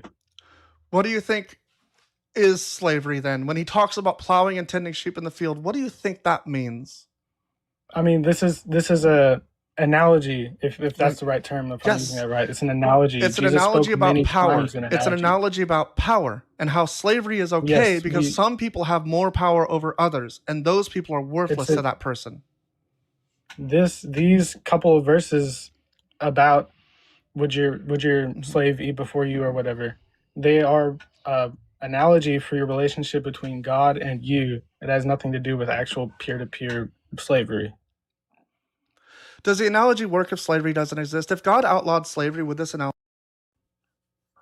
If God had said it's wrong to put yourself above another person, and I don't think that way, do you think this verse would work? Yes. Yeah. Because, you think it would be okay because for the God to say relationship- you cannot own slaves, but imagine you own a slave. Do you think that's something God would do? Could you reframe that? I'm not sure I understand. Right. If God had made a law that said no slavery as opposed to yes slavery, would you expect this verse to say, who among you would you say to your slave? Or would you expect it to say, You wouldn't have slaves. Why am I talking about slavery? I mean, sure, if slavery never existed in the Not what I history of the said. world, If God had said no slavery, like open your ears or stop being dishonest, whichever the two it is, if your God had actually given good laws, what do you think this would say? I don't think if he said no slaves that analogy wouldn't work. Mm. 'Cause, You wouldn't question why Totally. Jesus is endorsing slavery. If God did not endorse slavery, you would not question it. The only reason you don't question it now is because God endorsed it and you think it's good. I'm telling you, owning people as property is always wrong. Jesus did not have this view because he lived in ancient Israel and was not God. Or okay. ancient Rome or whatever. I'm not sure what your point is. What you just said. What your Slavery point was. is immoral, and I'd like you to show me why it is not. I can refer to the Bible to show you that God thinks it is moral to have to own people's property, and I think it is immoral. So I don't know why you would follow a God like this. It makes no sense to me. He allows it. He never says that it is a good thing or that it's moral. So you think it is amoral? It is like not one way or the other. God has no opinion on it. I mean, Does God He allow allows it. bad? He Does never- God allow bad things in His law? Is that how the law works? He allows for bad things.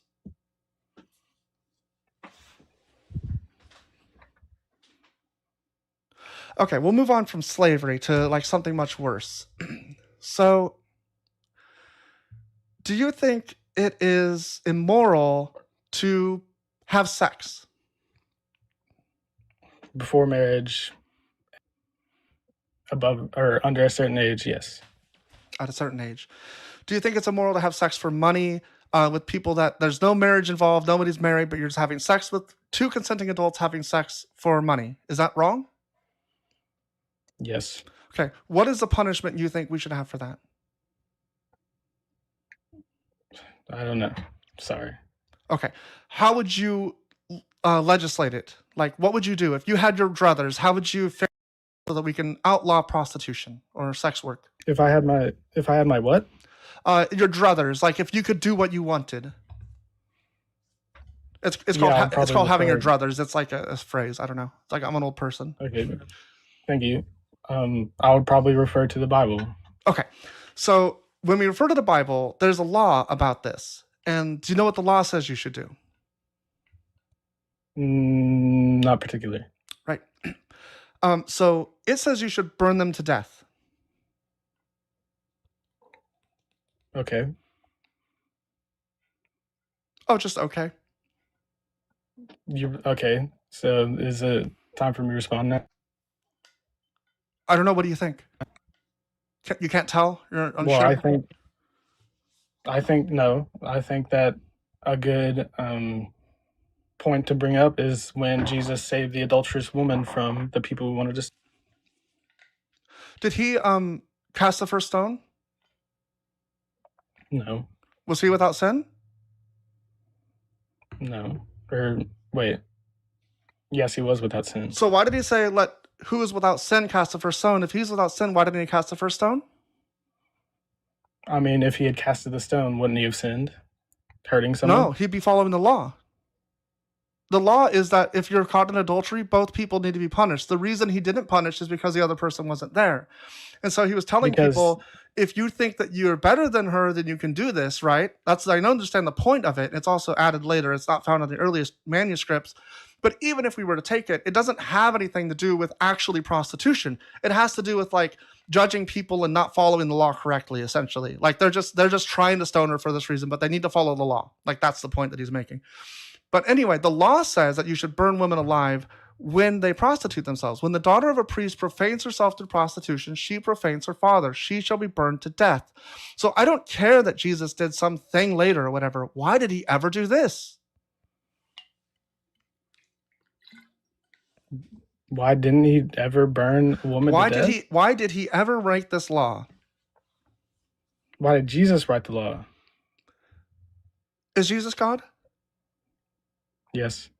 Did God give the laws? Yes. So Jesus essentially wrote the law, right? Or is the law not, is it mistranslated? Like, what's the excuse here?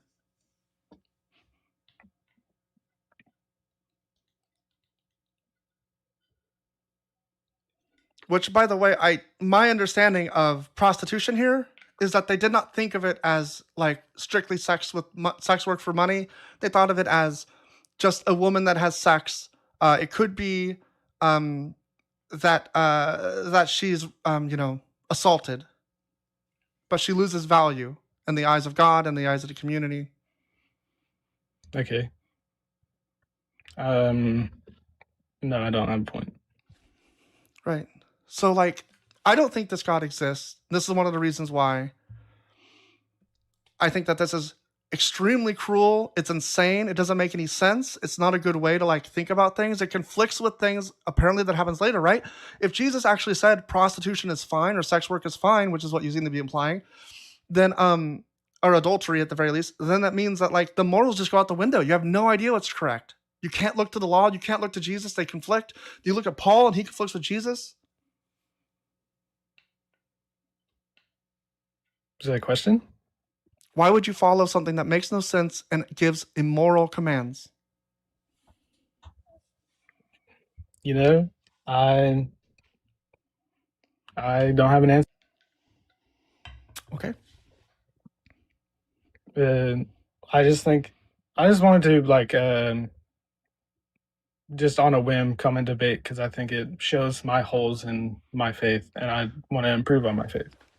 I think that's excellent. I think you should definitely reason out what you believe in and, try to figure it out. Like, for me, one of the strongest points that I have in my beliefs is that I keep making the same points and I'm just not convinced that I'm wrong. It could be that I'm stubborn, but I'm not seeing a reason, right? I just can't find the reason as to why I would follow something that seems like a monster except to hand wave it away. Like to just say like, well, that was a long time ago, or those are for different times, or these different things that just don't make sense for a God.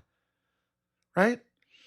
Like if this were a person that was running for president or running for some kind of like an office or someone just wanting me to trust them, wanting to start a business or something, I said, you did genocide? You burned women alive? They'd be like, I've changed. Like I have different ideas now. I was for a different time. I had things going on. I would just not associate with this person. Right. And I just think that I want my goal in my walk in Christianity to be that I will be so knowledgeable that I'll be able to answer your questions. Yeah. So Well, I appreciate it. I really appreciate your time and I appreciate your dedication to logic. Thanks. Yeah, I think it's important. I'm glad you appreciate it.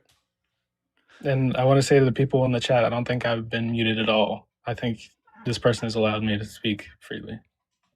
Well, that person got blocked anyway. They were just looking for reasons to be transphobic or whatever.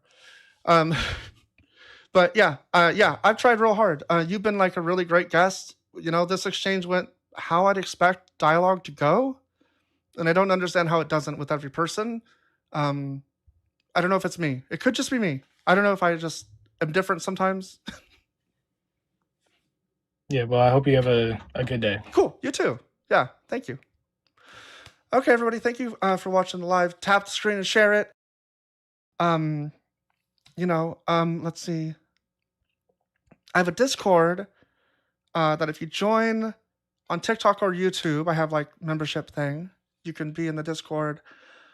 Or I'm gonna start probably trying to do more like membership only things, I guess. I'm still testing out, trying to figure it out. Like, I'd really love to know what everyone wants me to do. What about my show is good? What's working? What's not?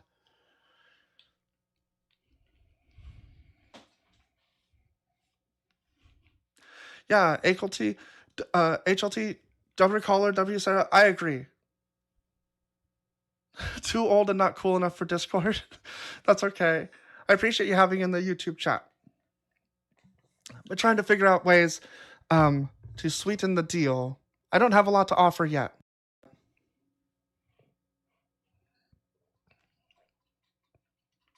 As an idiot, I have no notes. I doubt you're an idiot. Let's see. Keep doing what you're doing now. Respectful and let the guests talk. Find that refreshing. Thank you. Yeah. I maybe was a little too hot with some of the people. I really want... I like to be called out when I am manipulative. I would like to be called out for it. And so when people manipulate, and they try to manipulate me, they get upset because you call them out on it, and you say, don't do that thing. Just don't do it. You don't have to do it. And they go like, I know, I'm just here to talk. Why are you, I don't know, upset. I don't know why. That's what they do. Tilting Windmill. I used to think Discord had a horrible UI until I used TikTok.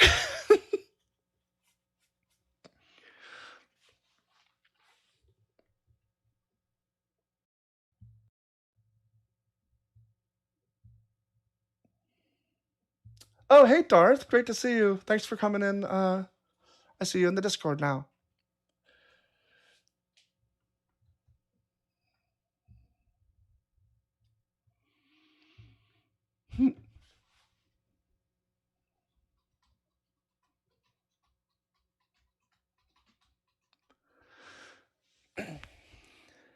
Oh, we have a guest. I didn't even see them. Okay. Oh, I think they're gone. Right when I clicked the button, they left. They're back. Hi, what's your age and religion? Yo, I'm 19. I'm Christian.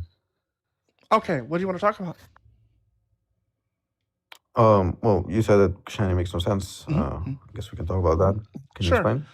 So, a lot of Christians tell me that my morals are ungrounded, they need to be grounded in God, and that I can't know what's right and wrong. But when I look at the Christian Bible, the things that God does seem very obviously wrong. And I can't understand, if my intuition tells me this, and God made me this way, why would I think what he did is wrong if it's actually right?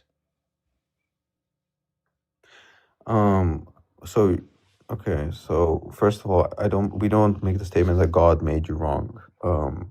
We make the didn't say statement that that. we're imperfect. Wait. I said if Well, God no, made me you're with this wrong. intuition about what is right and wrong, why would I find what he does intuitively wrong?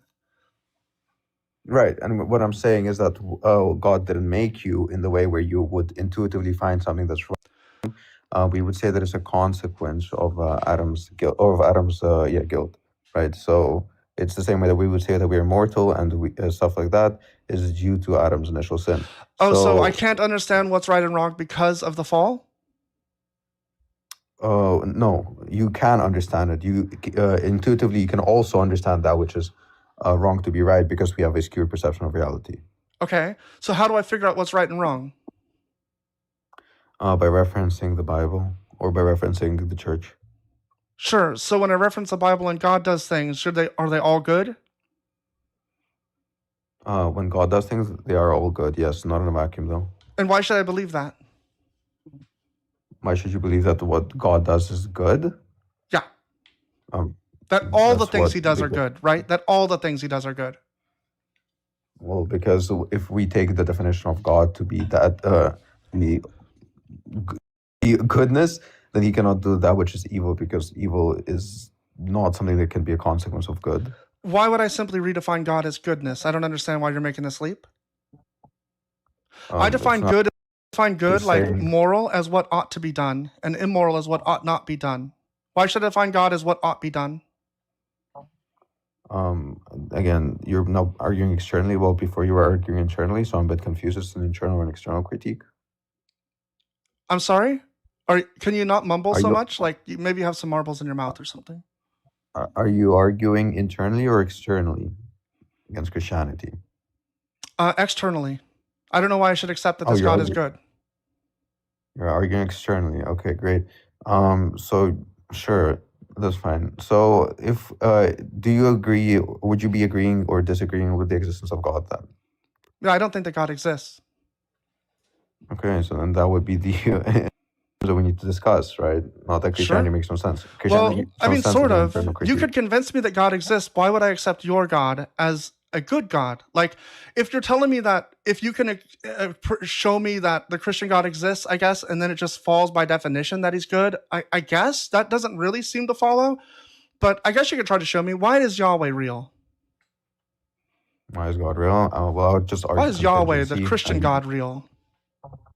Okay, so if we argue contingency and we substantiate the first initial cause, then all truth propositions inherently are going to be derived from Yahweh or God. Why? If all truth I propositions, disagree with that proposition. Why would you say that? Or that premise? Why would you say that?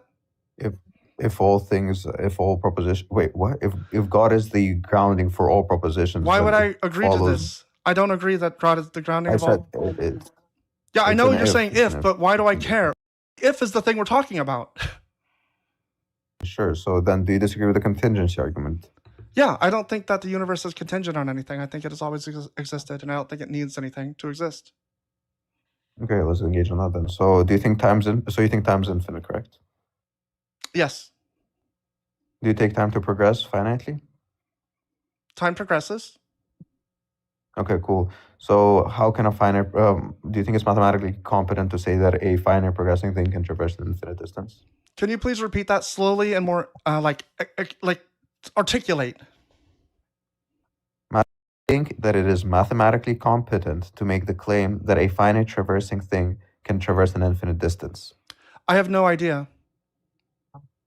Okay, well, I would say that it is impossible. So, if we were Why? to say so, You asked me yeah, if that's I would fine. say So, that, and I don't know, and you X, haven't told me why it's wait, impossible. yeah. So for any x plus y, it's an x plus y plus one. X plus y plus one is going to be greater than x plus y. So therefore, any progression of a previous x that is going to be iterated is going to have a greater of x plus y plus one. Do you disagree with that? I have It's no pure idea what math. that means. Can you break that down? So okay, we can take x to just be iterating, right? One plus one, it becomes two, and then y is just going to be the addition of one, for example, or any given Why? I rate don't of understand why progression. you're doing that. I don't understand why you started at that position. You're not saying anything. You're just giving me variables and saying if we add this, it's true, right? Like, tell me what you're doing. Variables are analytically true. It's what you define them to be. That's why they're variables. Huh? Wait, what?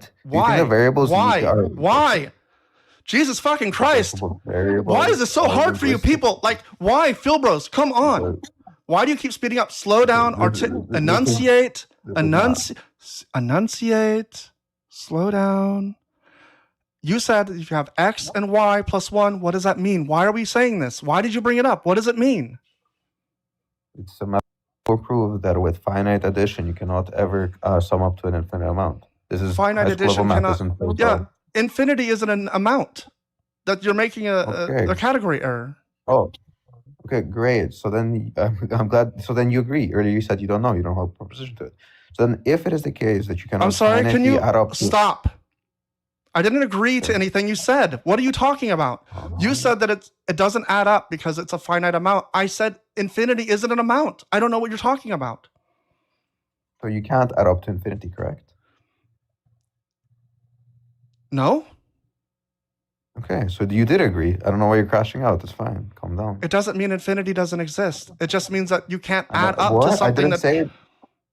I never made that claim, by the way. I would say God is infinity, so of course I would have made shit. that claim. You're not tracking. It's fine. So what my Oh, claim no, is, it's you fine. can't finitely You're add up trying to infinity. speed run this because you know you're fucking wrong and you have no reason to say this. Say your fucking No, claims you just clearly you just without all the Philbro speak. Take the marbles or the dick or whatever's in your mouth out of your mouth. Speak clearly. Learn how to enunciate. Try to have a conversation. We're talking about morality. That was a main thing, and then you pivoted this into a fucking contingency argument, and then you pivot this into a math equation. What the fuck are you talking about? Oh, you don't know the contingency argument then, because it is predicated on math and the entire process It's of not summing up predicated on contingent. math. It's And predicated on saying you that things seem also, it's contingent, not and therefore the universe is rhetorical. contingent. It's not rhetorical. Yeah, and then the question of temporality is going to be reduced to math, by the way. I would read like the teleological and cosmological argument. Thank you for your advice. It's Fucking make your useful point. Fucking make your since you point. can track. Fucking make your point. So the Fucking point. make. Oh wow, you seem very like. Philbros pissed me off more than anybody. Anybody on the fucking earth. No, wait, transphobes are worse. The Philbro transphobes are probably the very worst. Never have to deal with that dishonest piece of shit again. Being dishonest does not get you somewhere. I don't know why people do this. It is the entire point of the strategy. It's obfuscation. It's to keep me from having a discussion. Like, it's not fun. I've sat in the audience. Watching it. It's not fun.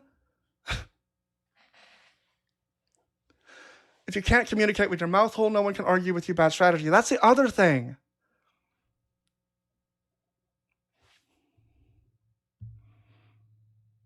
Hey, Rex Belly.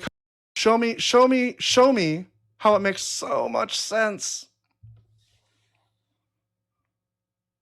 Yep, they'll say, oh, so you disagree this, and that's just like you keep going. Exactly. They keep saying that you agree, you disagree. Just mock them and play with them. Don't be serious as soon as you go, Phil, bro. I tried to, I don't know. I was trying to like the problem is that like no matter how many times you say like I don't know and I don't get it and like just explain it to me, they won't ever do it. It just isn't fun for me. Like I'm totally fine with like I guess I don't know how to play with them. I don't know what makes them tick. That was some impressive X plus Y shit. I'm listening to it again. I did not understand. Like, if there's a point to that, I really want to know what it was. Hey, Gratheus. How you doing? I'm doing pretty good. How are you? Good. Are you over 18? And what's your religion? I'm almost 50 and I'm an atheist. I just wanted to come up real quick and say this guy, I recognize this guy's voice immediately. And, how? They sound the same. Yeah, they do, don't they? But they've all got their nuances. He's like, his mumbling dial is higher than most. but yeah, he also like tag teams up. So there's this bait and switch sort of technique that's used where a sort of pea-brain theist. Wait, did you say 50 or 15? Did you say 50 or 15? I said I'm almost 50. 50? 50. Okay, thank you. Somebody in the chat. Yeah, in Earth years. Sorry, what? I know I sound like a woman. You don't sound like anything. Somebody in the chat was like, I was like, wait, maybe you did say 15. But you don't sound 15. Oh no. It's just I guess useful. Sure. But yeah, so he tag teams with other Phil bros. What happens is they kind of like join forces with these pea-brain theists who are running these like arguments around moral logic without really understanding things like morality or logic. And then as soon as someone takes the bait, they swoop in and start running these like contingency arguments or essentially denying their opponent's ability to make knowledge claims. So I only pressed request up there because you just said, oh, I don't know how to play with these guys. And the point is, don't play. Just call out their sort of postmodern, post-biblical, philosophical contrivances for what they are. They desperately want to avoid, like every second you're engaging with them on their Philbro bullshit, they're avoiding you dragging them through the dirt of the Old Testament and the all-loving God who burns people alive and says you can own slaves, etc. So the trick is to just pull them back into the Bible. Don't play the stupid games. And that's, I'm not trying to patronize or anything like that. Just like I appreciate this. I want to know how to deal with these people so that it's entertaining and not just like frustrating to me. Yeah, so like the God if the God is real, he wouldn't need to be conjured into existence by sort of like semantic masturbation that these like circle jerk kind of, Discord server Phil bros come up with. It would not arise from that. There's also one last thing, I'll let you get back to it. There's a verse, I don't know where it is, it's in like the epistles, I think, maybe in Acts, which is like specifically anti-philosophy, and it's not really intended for Phil bros, but there's a verse in there that says basically like, watch out for these philosophers that they're going to take you away from Christ. And they really hate it when you bring that up because they're literally in the act of like moving the conversation away from like the divisiveness of Christ or the cruelty of God the Father. And like they're fulfilling the verse, and it's really kind of a touchy one for them. So I don't know what the verse is right now, but that's there too. I totally know what you're talking about. That makes a lot of sense. I'm really enjoying listening to you. I followed you ages ago. It's the first time I've seen you in a while. Keep up the great work. Cool. Thanks. Yeah, I go live right now every day. Okay. Yeah, I'm playing around myself as well. I've just been like dealing with the frustrations of like deal with people on their topics. So I'm banging my head against TikTok Studio and just about to kind of like get the engines purring on going up there, and kind of like, honestly, I'm here listening because I'm taking notes. I think you handle things really well. You've got a really robust framework and you don't take any shit, but don't play with the Filbros. Just deny their postmodern contrivances for what they are. They like to create these like linguistic forts, and they hide behind the turrets of their jargon, and then they call you out.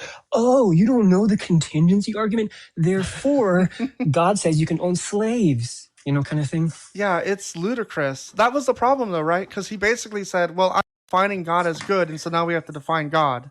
And it's like, this is a crazy leap, but I don't know how to get out of it. So how do you get out of them defining God as good and saying now we have to define God? We have to show that he exists. You did a pretty good job at the beginning because you kind of attempted to cut off his pre-sup argument by specifying Yahweh. You didn't just say God. Yeah. I forget the specific application, but that was a good step. But then that move slipped, I guess, because he distracted you or baffled you with more Filbro bullshit. But all the pieces are there. Like I noted your kind of approach there. It's how I intuitively would go that way too. But yeah, it's really hard to stay on track because they're just so.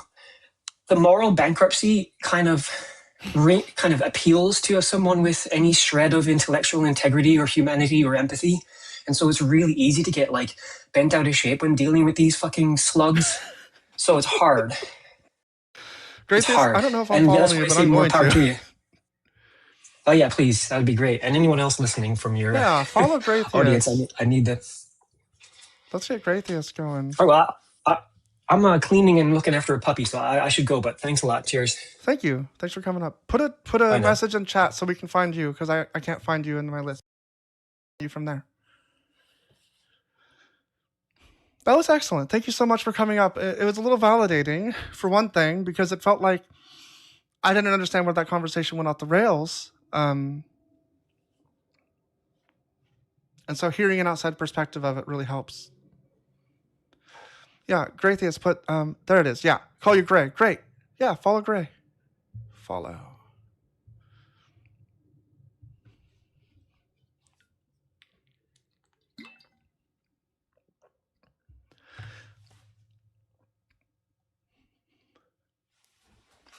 Hey, Radio Spencer, you're pretty brilliant yourself. Everyone should follow Radio Spencer as well. But yeah, I can't believe either. 37 followers or whatever. Just getting going, I guess. I'm gonna give it like another half an hour, probably, and then take a lunch. Oh,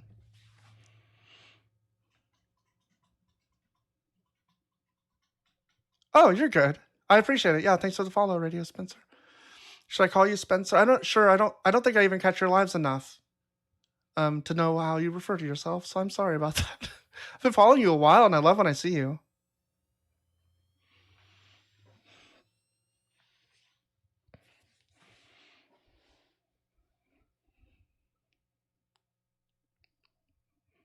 Follow Spencer. Matt Dispenser is good. Thank you, my friend. I'm enjoying this.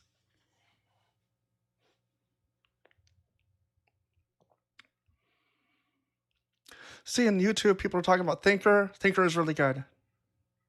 I don't watch as much Thinker anymore because there's just so much like stress. But sometimes if you want to like, I learned to really appreciate that kind of energy more. Because I've seen, I've seen people with that energy that are making less relevant points, and it's not fun. I used to always wake up to Thinkers Lives yelling, yeah. But like, realize, like, when Thinker gets upset, like, she's got a good reason. Yeah, the big panels tend to overstimulate. I like to keep it one-on-one. Maybe bring up one other person, but try to let them just kind of go, because it'll usually be like for one particular point anyway.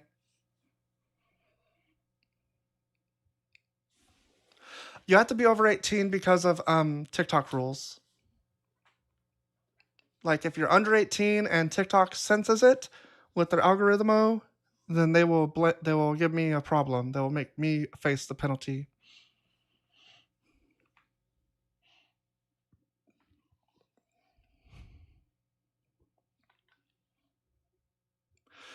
I've been trying to figure out when I'm going to go live every day too. I think I'm going to do this like, I don't know if I should try to schedule for 9 o'clock to noon, take a lunch, and then like 1 o'clock to, but like my analytics tell me that noon and 1 o'clock is like when most people are on. It's also not ethical to debate a minor. That's a good point, G-Force. I honestly feel a little, like I'm a couple decades on a lot of the callers, so it's a little unfair to be like, I have all this experience, I've gone through a little more education, I've had a lot of time to think, I've listened to these things a lot.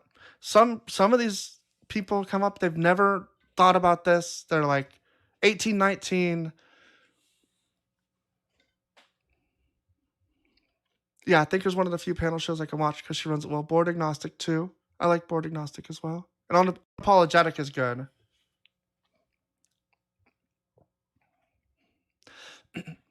Yeah, the thing with panel shows is you have to have like,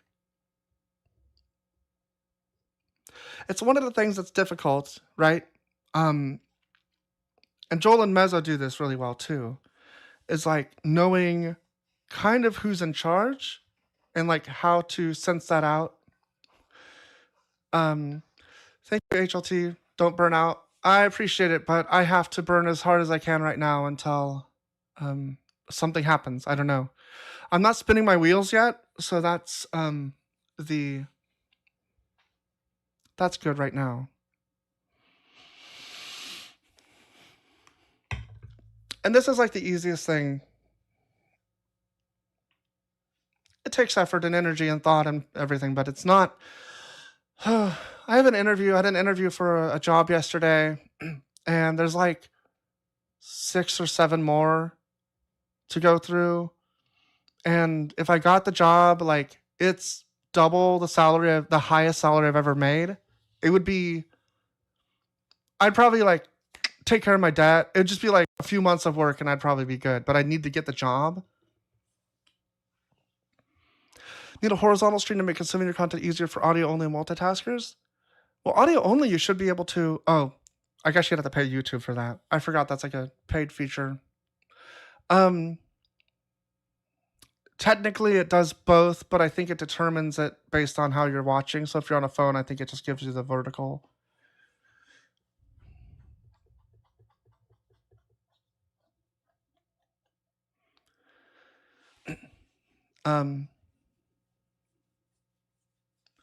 Yeah, to hear it's a lot. It's frightening because it's like a oh, they were on YouTube. But yeah, I use TikTok with the screen off a lot. That's why I preferred TikTok a lot, because it didn't require. There was a point where I didn't have YouTube Premium or whatever it is. That was like a month. I couldn't take it anymore. Couldn't listen to music with the screen off. Couldn't change the music app to go to like, so like if you wanted to use a map while you're driving and listen to music, you couldn't do it. It's like, this is crazy. Like I gotta change everything about what I do.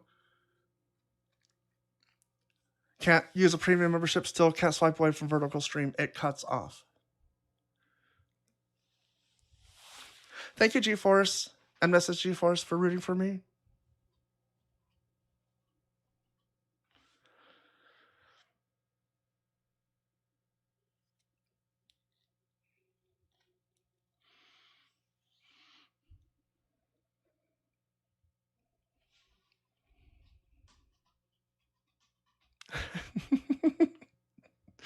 WG Force PayPal in bio. So JRab says, was I on a topic? What was I talking about?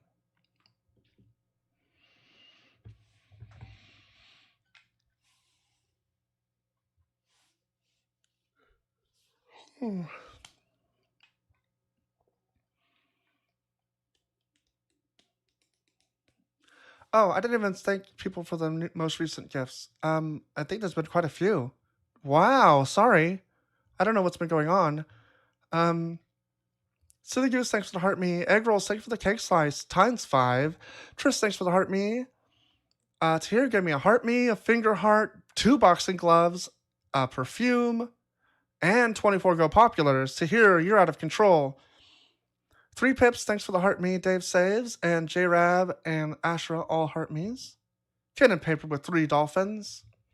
Radio Spencer with the heart me and the rose, and Pettifog with the heart me and the Go Popular. Oh, Radio Spencer, 14 roses. Thank you. You were telling us about your job interview and how your job was going to benefit you. Oh. Yeah, it would benefit me. HLT, thank you for the floating heart. It would definitely benefit me. It would pay off my bills, pay bills and pay off debt. I have burned through everything. And so we're kind of like at the very end of like next month we'll probably sell our house, and hopefully that'll help us pay everything off, and then start all over, I guess. See you, Brent.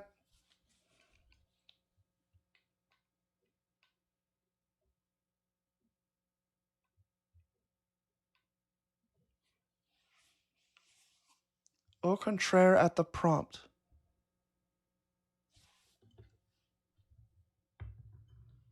Doesn't it mean on the contrary? Wow, GeForce, thank you so much for the 2173. You're going to crush it, friend. Let us know how it goes. Thank you.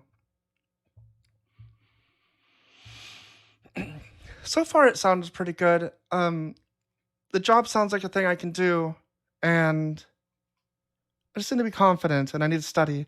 They said they're just starting out, like, on the interview process for it, on the loop, so I'll probably try to set my next one out, like, a week or 2 out or something, and then I've got a book I wanted to read on architecture. I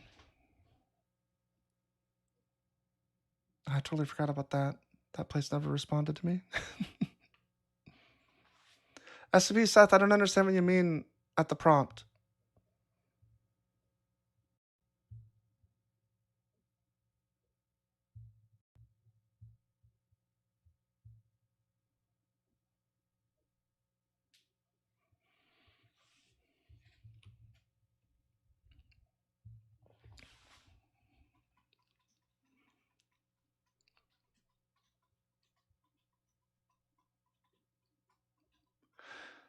Tilting, that's really cool. I didn't know that you could switch between the horizontal and vertical on mobile.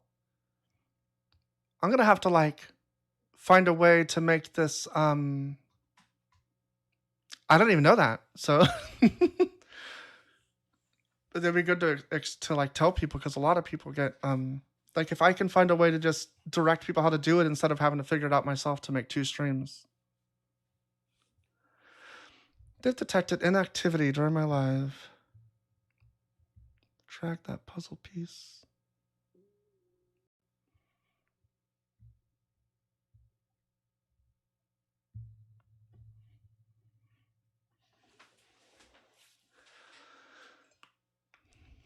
Oh, only for premium? That makes sense. I mean, kind of.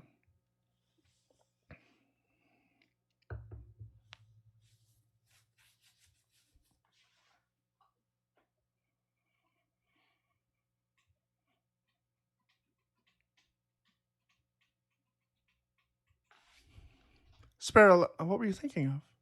Sparrow. I've been having really good comments from people about my show, so I think it's going okay. Everybody I talk to that's not a Christian, at least, seems to really enjoy it. And then Christians have a very different view on it and how I behave. And that concerns me, because like I want to be consistent and fair, and it's possible that I'm not being that, and that my own bias and my friends' biases or whatever are like, clouding our judgment.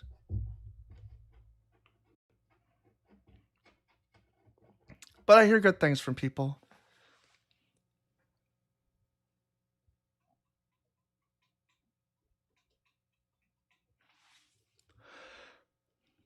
Like, I had a friend that I met randomly on Reddit. They just like, I had a post on Reddit like months ago or something. And they came by yesterday.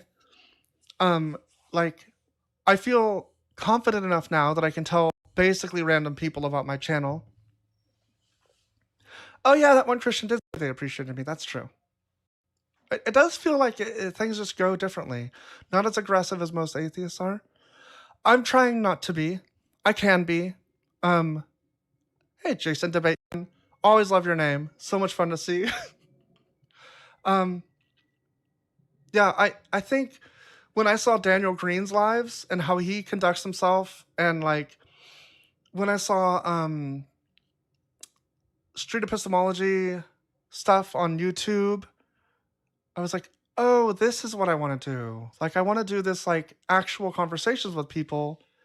You know, the philosophy stuff is interesting, but it feels a bit like it's that's needed an apostrophe on that your for your dumb whatever woman in order 85. Yeah, you're gonna want to put an apostrophe YOU apostrophe RE. You are dumb. It's a contraction. It's a thing you learn in like grade school. So you might want to just brush up on that a little bit when you're making you know, when you're gonna insult somebody. You want to do it right. Otherwise, they do this to you, and you look really like ignorant, I guess, is what it would be.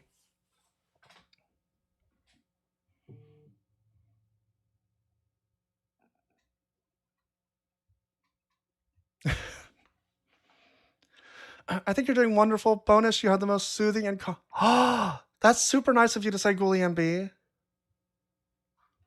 My voice is one of the things that's really hard for me too. I've had trouble getting confident. This has helped so much. But anyway, I met this person and I was like, oh yeah, I do this thing because it's like all I do. So it's really hard when people are like, what do you do? To not say this is what I do most of the time. I don't know what this means. Are you going to Mecca, Stone? You know, nothing at all. I don't know what that means. Ask the next guest for God's emails or phone number. I seem to have misplaced my keys. Okay, will do, Jay. Yeah. In fact, you know what? We need a topic that's like, this isn't working now or something.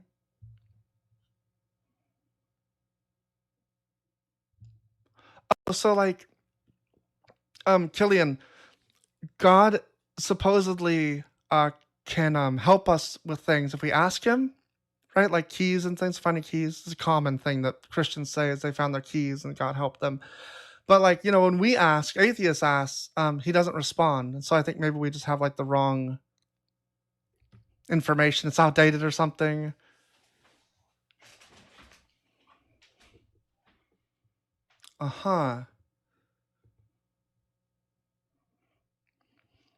What's a good one?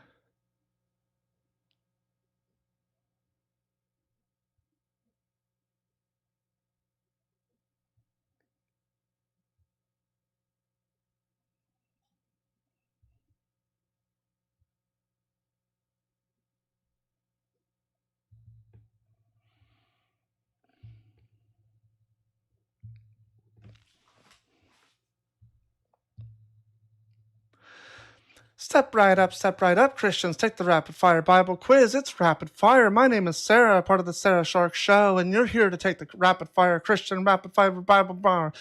Take the Rapid Fire Bible Quiz today. Find out if you're a true Christian.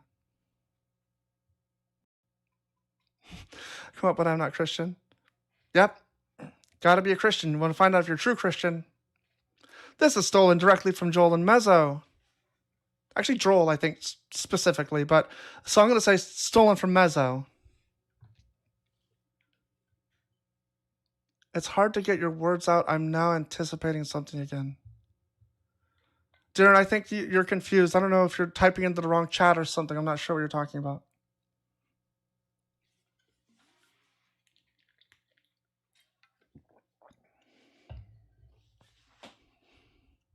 Take the Rapid Fire Bible Quiz. It is rapid fire, which means that I'm going to ask you a question. You're going to answer, this is what I think it means, or why it's okay, or whatever it is. and then we'll move on to the next one. And I'll hardly give any pushback at all. I'm not gonna maybe I'll ask you some whys, but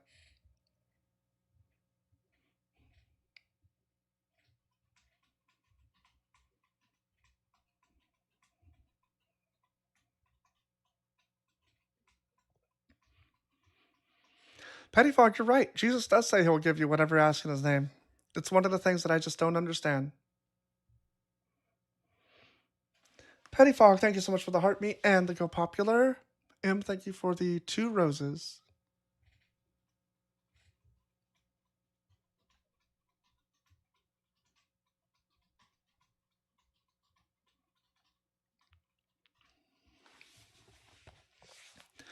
The Rapid Fire Bible Quiz has been specifically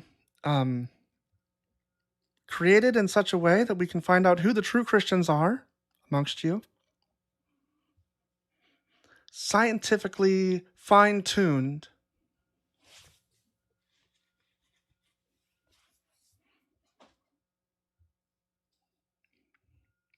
You can tell that it's rapid fire because I have it on the screen twice. So that's how you know. In the title, you might think that's hyperbole.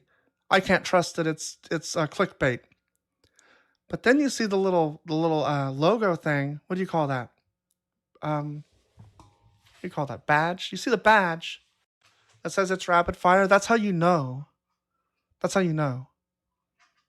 Like if Jesus were here saying, "Truly I tell you it's rapid fire," you'd believe him.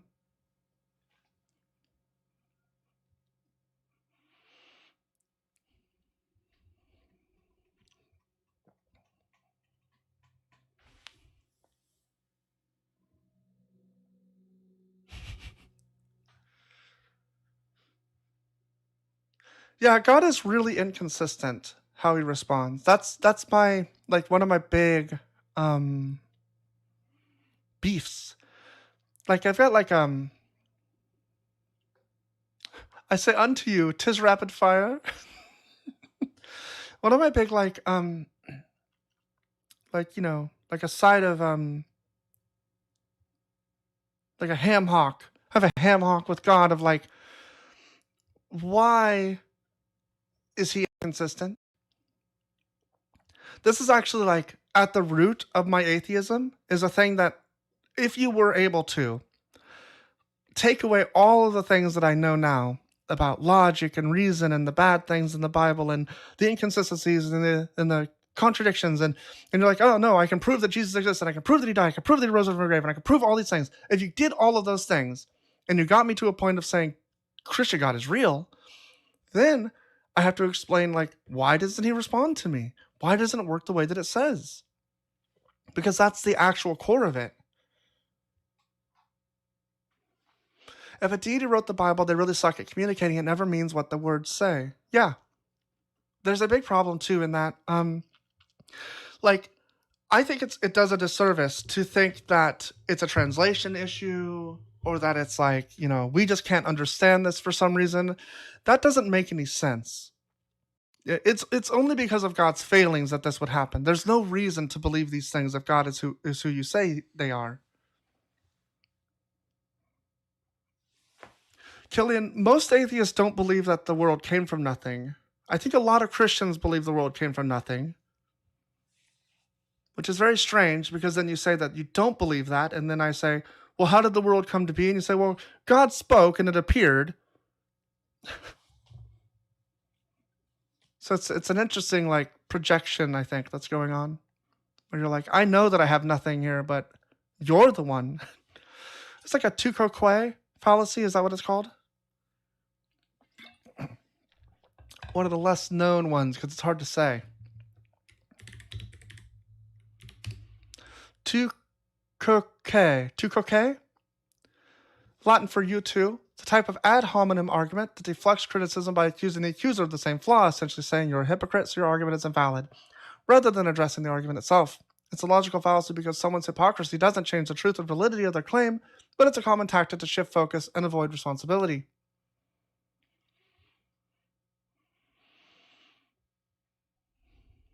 He is an ancient god, just like Zeus, erratic, moody, and violent.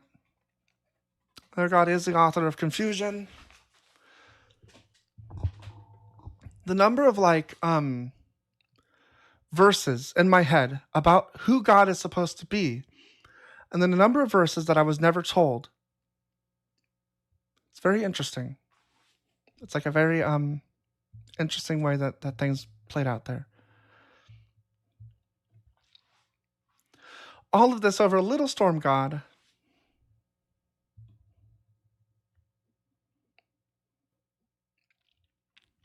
Hey Ben, are you over 18 and what's your religion?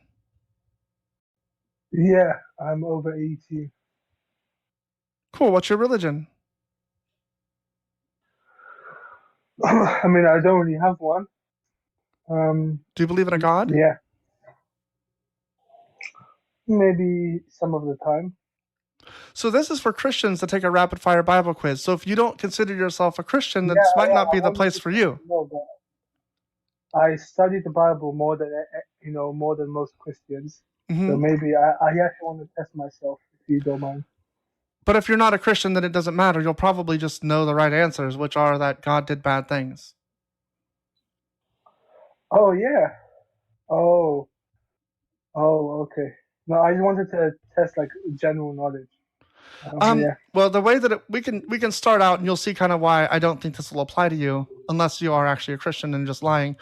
So in Genesis 7, God kills animals for no reason. Why did he do this? What's the answer? All flesh died that moved on the earth. Birds, domestic animals, wild animals, all swarming creatures that swarm on the earth, and all human beings. Everything on dry land in whose nostrils was the breath of life died. So why did God have to do this?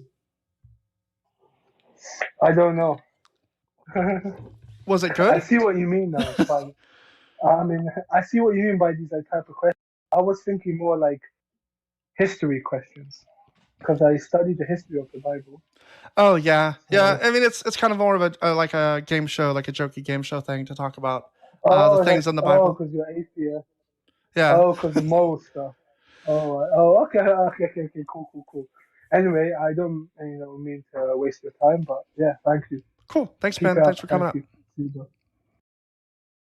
SCP Seth is our next contestant.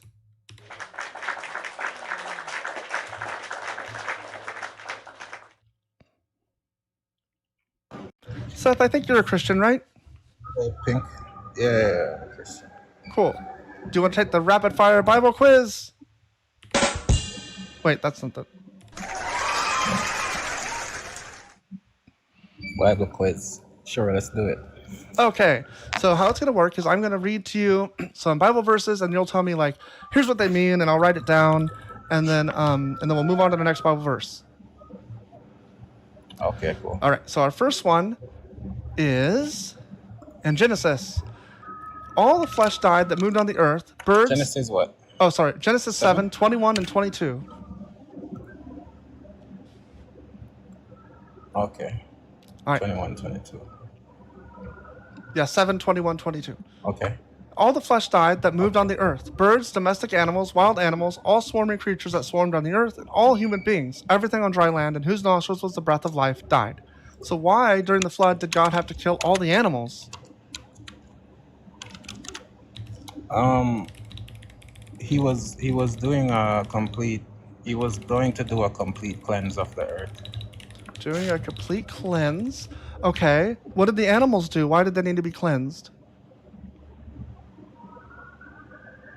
I don't think the animals did anything, but Animals were not guilty. What was it? What was he gonna do in a flood? He did save the ones that he wanted to. So. Yeah, he saved like a handful or whatever. He saved 2 of every kind, but I think some of them he did not, or he just let them die or whatever. But it also says that all the animals died, all the other animals died, and it seems like there's no reason to do that. He's God. Why couldn't it say like, and God made all the animals disappear because only the people were sinful?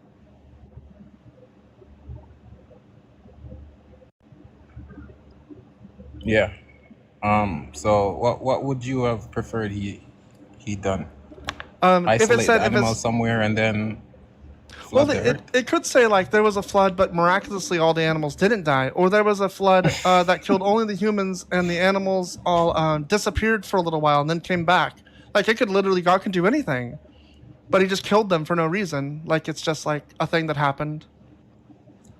Yeah, but you said it. God can do anything. So I mean, whatever he chooses to do, I think because he is God and he can do anything, and he's the one that made the animals. Then who are we to say what he does with his creation, right? Okay, so it was okay because he did it, because he made it. It's like a car manufacturer who wants to who found out that there is a fault with a line of car that they made. They have all right to recall that model. God right? made mistakes. So the animals were not guilty, but God made mistakes, and so he had to recall it. Had to Yeah, I do a didn't say that recall. also. Okay, so moving on. So here's the second one, right? So why is it that, in fact, I don't know, if, maybe we'll just do it, read them, because it's quicker that way. So in Exodus 11:5, God kills the firstborn of innocent female slaves. It says that every firstborn in the land of Egypt shall die, from the firstborn of Pharaoh who sits on his throne to the firstborn of the female slave who's behind the handmill. So before, God was arbitrarily killing animals that did nothing wrong, and now he's killing people that did nothing wrong. So why is he doing that? The Pharaoh? Well, it was because Pharaoh kind of was kind of forcing the hand of God, because 9 times before that, Moses went to Pharaoh and I mean there were a few plagues before that, and he still chose to make a mockery out of God, right? So God had to do it. There was nothing else So God I could do. So the Pharaoh was making a mockery of God, and so he had to kill the slave woman's child. a slave woman's child. Where did you get what's that scripture? Oh, okay. We'll look at the scripture. Exodus one? I'll bring it up. I think we're going to have to bring them up. Yeah, because Christians are not familiar with what God did. So every firstborn in the land of Egypt shall die, from the firstborn of Pharaoh who sits on his throne to the firstborn of the female slave who is behind the handmill, all the firstborn of the livestock. This is Exodus 11:5. So it seems a little like harsh to kill the firstborn of Pharaoh. I kind of understand the reasoning where Pharaoh, tried to kill all the Hebrew children or whatever to get Moses. I get like God's reasoning. It seems like it makes sense, but it's mean and wrong. Like I would just forgive. I would not do that. But then to kill the female slave's firstborn child, there's like absolutely no reason to do that. She has nothing to do with it. She can't even make a choice in the matter. It was just all the firstborn in the land of Egypt. It So didn't matter. why is that? Why was that good? Why did God do that? Why not do something less like obviously wrong, like killing people that have no culpability in the matter? Like I don't understand the reasoning.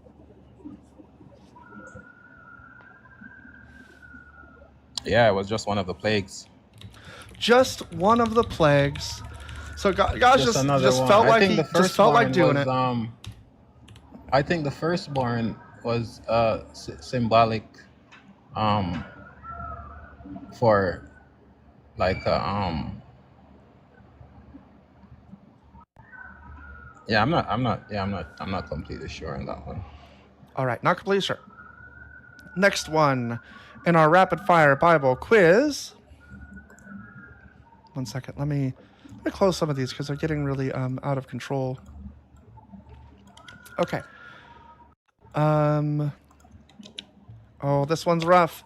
Leviticus 21:9. So why did God give this law? When the daughter of a priest profanes herself through prostitution, she profanes her father. She shall be burned to death. Now, is this good? And why did he give the law? Leviticus 21:9. Yeah.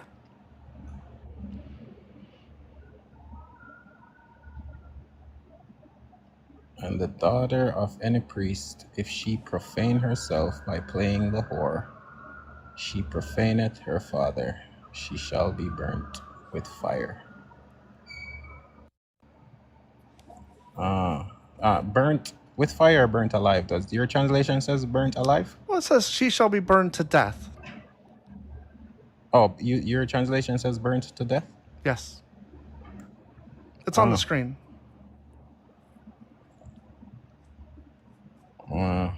Ouch. Brutal, eh? Ouch. Brutal. Okay. Is it good? Good? Yeah. Uh, I'm not gonna say that that's good. Not so God did a bad thing. God gave a bad law. Gave a bad law. Is that your stance? Yeah. What if you just keep it to what I say though? So you think it's not good? Did Huh? God give a bad What if you law? just If it's not a good law, it's entailed that it's bad. And if God gave the law, then he gave a bad law. So why don't we go with the actual thing that it entails instead of exactly what you said? Did God give a bad law? No, I wouldn't say God gave a Okay. bad law, So the law but is the action bad, of burning her but isn't God did not isn't give good. a bad law. So that's contradictory, but okay. Do you just use contradictions a lot in your daily, like day to No, day? so I'm saying no, so I'm saying not usually. Yeah. Did God give this law? Yeah, I think God gave this law. Is the Yeah, law because good? he was well. So was anyone burnt to death in the Old Testament? Any female? I don't know. They were if the law was A lot of upheld. these things, yeah, but you know what I mean. A lot of these things are deterrent, right? So they act as like a law that would prevent someone from doing a lot of Right. things. It's just like So there's no in teeth our to it. modern law There's no that teeth if to they it. say You're saying no, the hold laws on, were given, but they didn't mean that's not anything. no, that's not what no teeth to it mean. Because okay, if in your law it says if you unalive someone What happens in if you certain can't deter states, someone and they break the law? What happens if you can't deter them and they break the law? The law doesn't determine them. What happens? well, they would have to exercise the punishment. Right. And in this case, that's burning But people as far alive. as I know, So whether or not yeah, but someone as far as I follows the know, law, no one guest, was whether or burnt. not someone follows the law has no bearing on whether or not the law is good, whether it's just, and what it does. That has nothing to do with the question. Well, it kind of does, right? No. Like if you look at your law system in like modern day, right? Mhm. And they would say if somebody unalives someone, that person is subjected to lethal injection, right? No, Sometimes they say is that. a I don't. deterrent, That's right? not what we always do. And No, it is but a deterrent, but some people still break the law and then they execute them. So your argument makes yeah, no sense. exactly. Who cares if it's a deterrent? All laws are deterrents. What does it have to do with whether or not the law is good? Yeah, but no priest's daughter was burnt alive in the Old Testament, so it did serve its purpose, right? Okay. Okay. You're right. I shouldn't be pushing back. So the law is good, but it was never executed, and that's why it's good? Is that what you're saying? Like, the law is good because it never had to be used. I would say it's good because it served as a deterrent, and it was actually it actually deterred women because no And one it's good. was It's better. It's burned best that women to do this not day. have sex, right? Like how they want. They shouldn't be able to use their bodies how they want. No, I think this was specific for the priest's daughter. So the priest would be like the holy one that was allowed into the temple, Right. right? So why So is they it wrong kind of though? had to Why is it be wrong for the priest's daughter to have sex? Why is that different? I think it would be considered that she would be defiling herself and her father.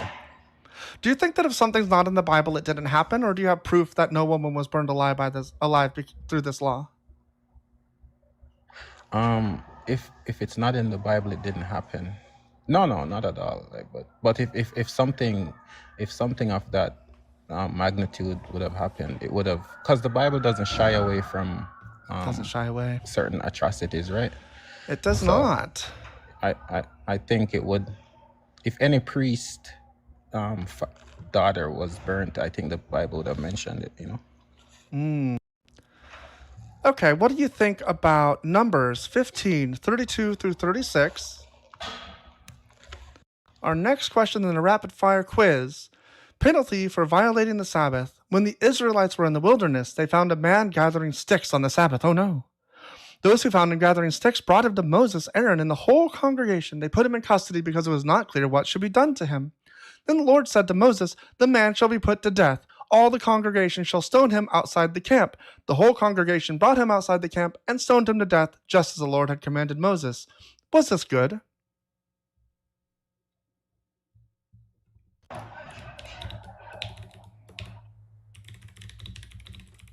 If it's good, Was it good? good that he was stoned to death. Yeah.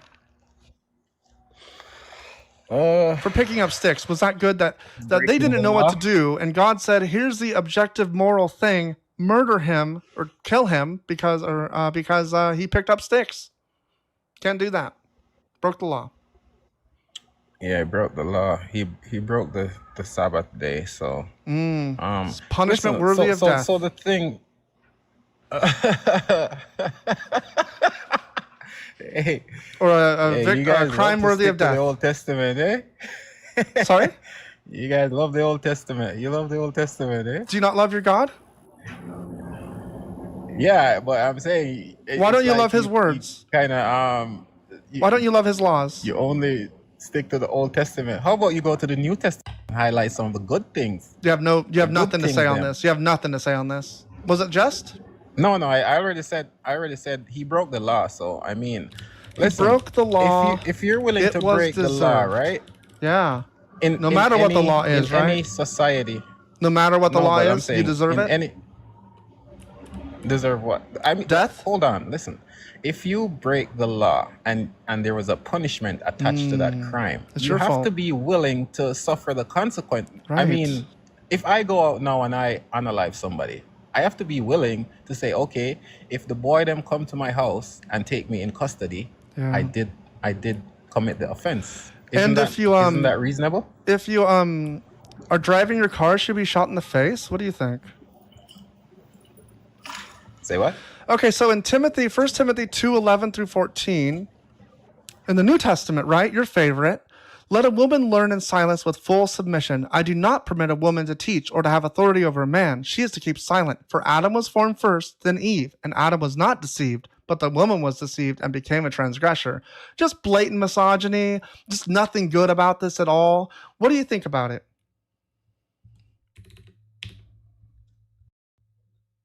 First Timothy 2, yeah.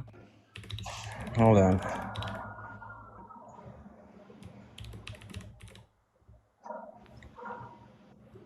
Yeah, 1 Timothy 2. Yeah, through 14. Just women should shut up. They Hold on, shouldn't let have me any read authority over a man. It's because Eve was stupid and Adam wasn't deceived. Like, Uh, no, I think Paul was just giving his opinion because this wasn't a thing that was Paul's opinion not to be taken like seriously. universal. Should you take I it don't think it was a seriously? universal thing.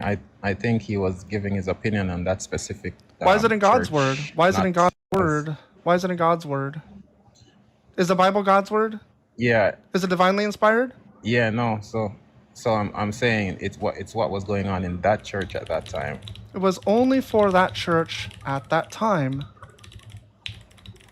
Why should I believe that when he didn't say anything like that in the verse? It's like specifically all about women, all women. Like it doesn't say anything like. Do you think that it was appropriate for him to say it to the church?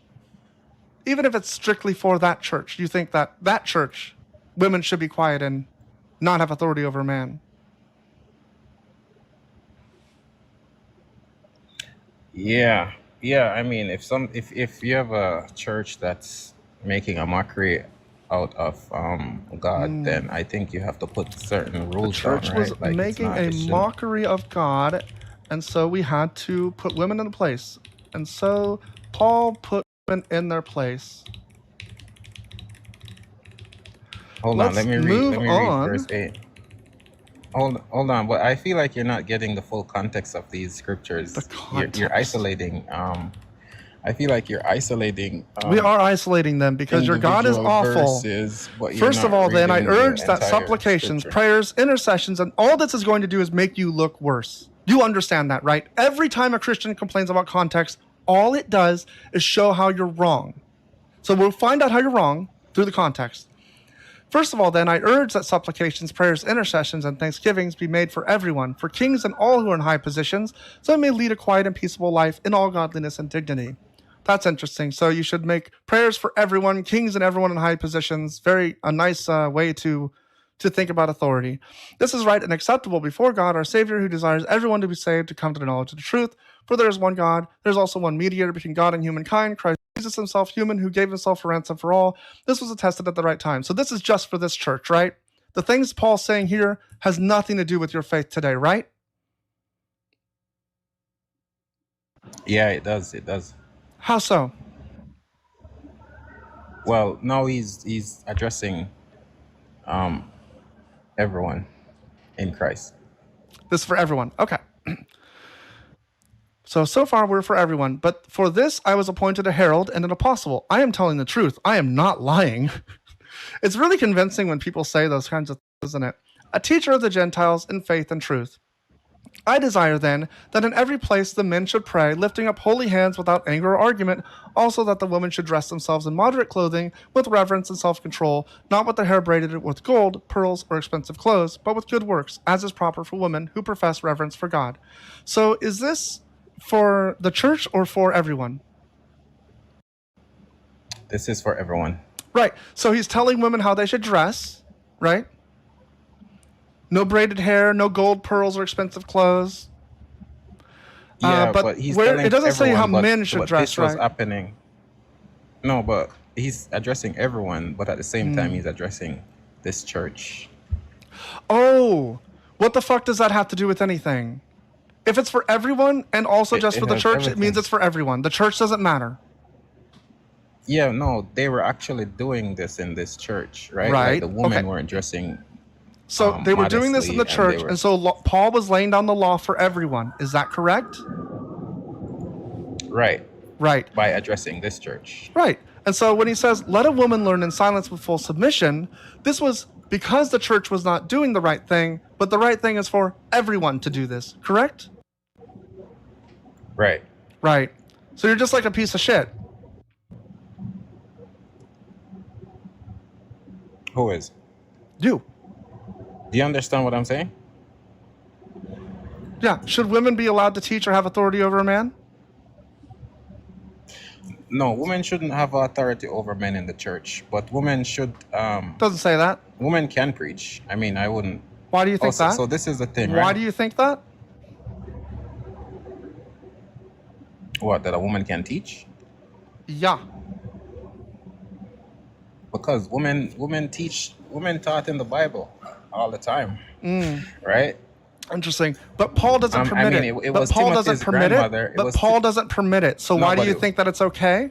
No, that's what I'm saying. Like he was zooming in on this church because Timothy's mother was the one who taught him the gospel. So it's not right? for everyone. So he couldn't then.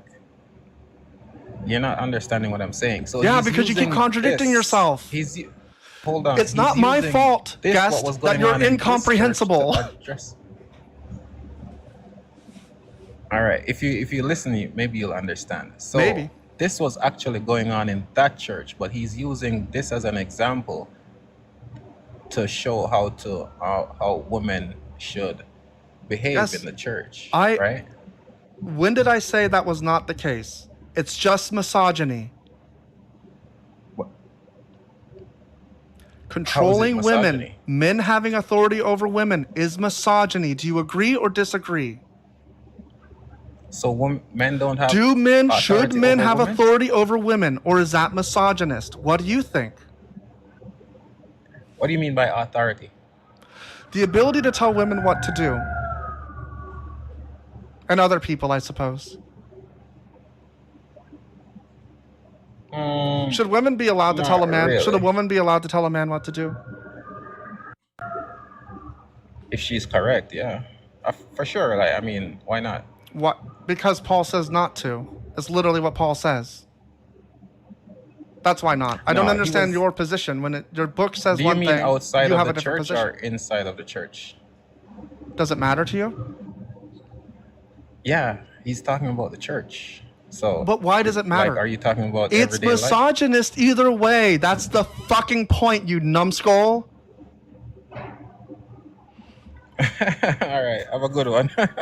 See you. These pieces of shit. What's up, Yo, Chimito?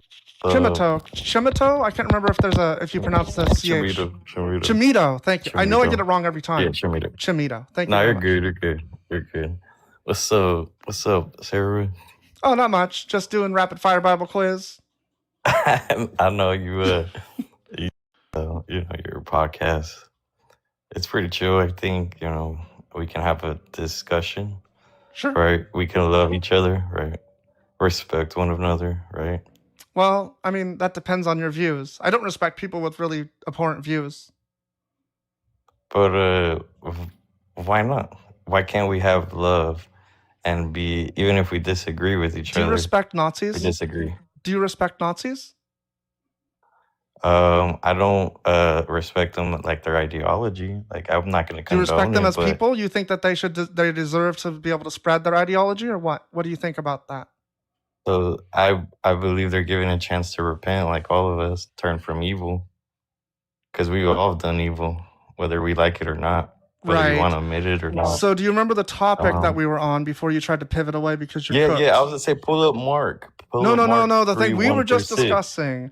So me and you were Man, just see, that's discussing the as to thing, whether or bro. not you should respect All right, go everyone, ahead. right? And I'm claiming that you should not respect everyone because some people have bad views. Like I'm not held to your standard of ridiculous like submission. And I don't see why anyone would be. Yeah, it's not even up to me. Like that's the thing. I don't even want you to. My standard is flawed too. My standard is flawed too. The only one standard that is perfect is God's.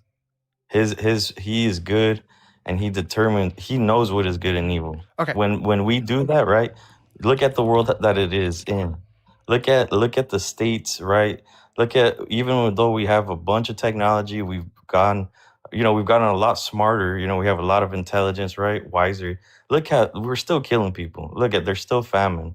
Look, there's still, there's just all this atrocities because us as a human species, it's clear we cannot save ourselves. It's clear we fail and miss the mark every time. And what Jesus said, if anything, it shows even more that it's true. And he's just saying, look, all of you guys have fallen short. All of you guys have sinned.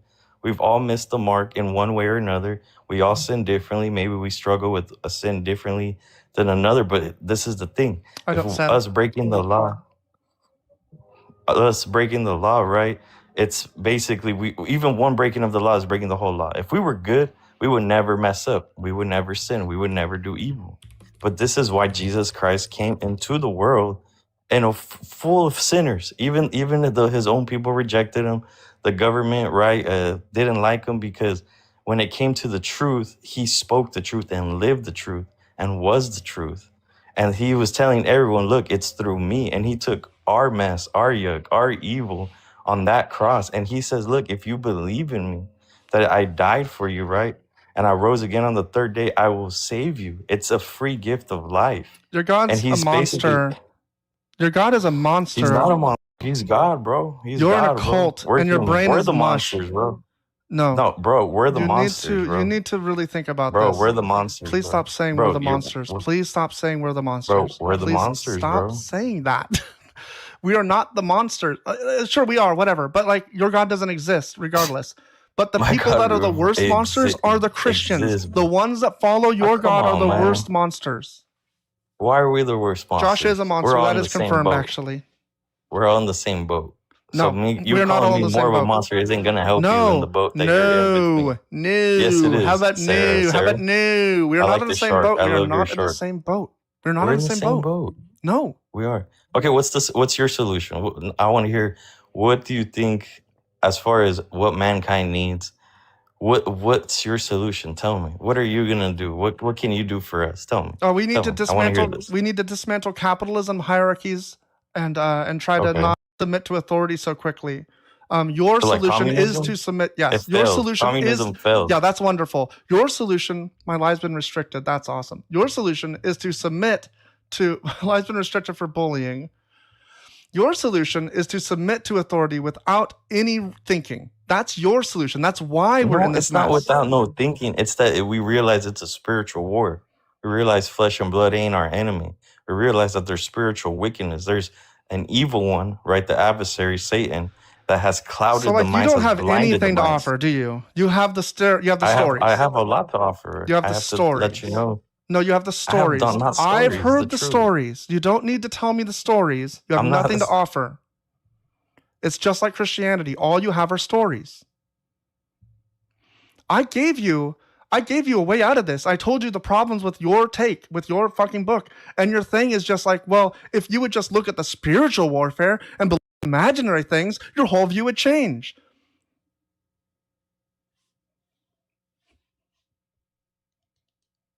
I have no reason to believe in a spiritual war. I have a reason to believe in the bad things that Nazis are doing to people right now. Oh, I probably got the restriction because I was bullying Nazis. That must be it. Okay, see you later. Have fun with your girlfriend. Okay. Get lunch or something. Anyway, thank you so much for everyone coming by. I don't know that I have like the perfect answers to things. I just think that submission to authority for no reason. Oh, we gotta wait. Submission to authority for no reason, which is what the Bible wants you to do, is to obey. Oh my God, I want a burrito so badly. Oh my God, Darth, don't do this to me, Darth. I hadn't thought about burritos in so long, and then you show me this, and then you bring this to me. Would you rather us tie our boats together or share a boat? Oh, interesting question.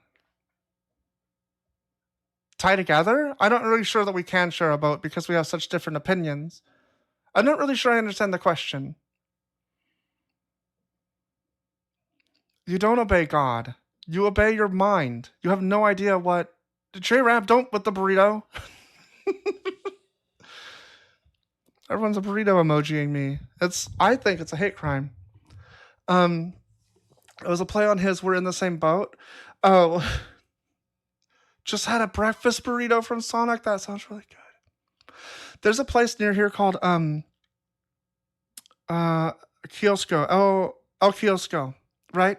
It's like little Mexican restaurant, and it's really good. They have like a California burrito, but it's like $15, which is like, I'll just make a sandwich. Thank you so much. Smash the like button. Thank you for joining us on the Shark Show with Share a Shark. Shark Show with Share a Shark. According to trends, they're going to need a smaller boat. Does that mean avocado and french fries? It does technically.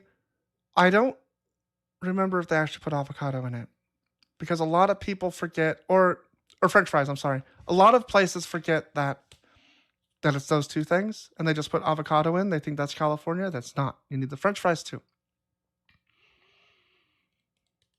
I got potatoes at home, me today. Yeah. I mean, I could make a burrito. How much work would that be? I'm doing it. Thank you, mods. Thank you so much for modding. Thank you to my guests. French fries means California burrito. It's a must. I agree. I've seen places that do just one or the other, or both sometimes, but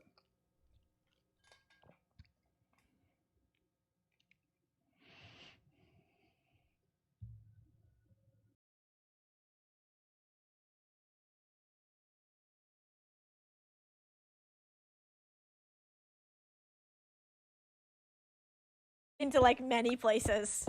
But I will be checking off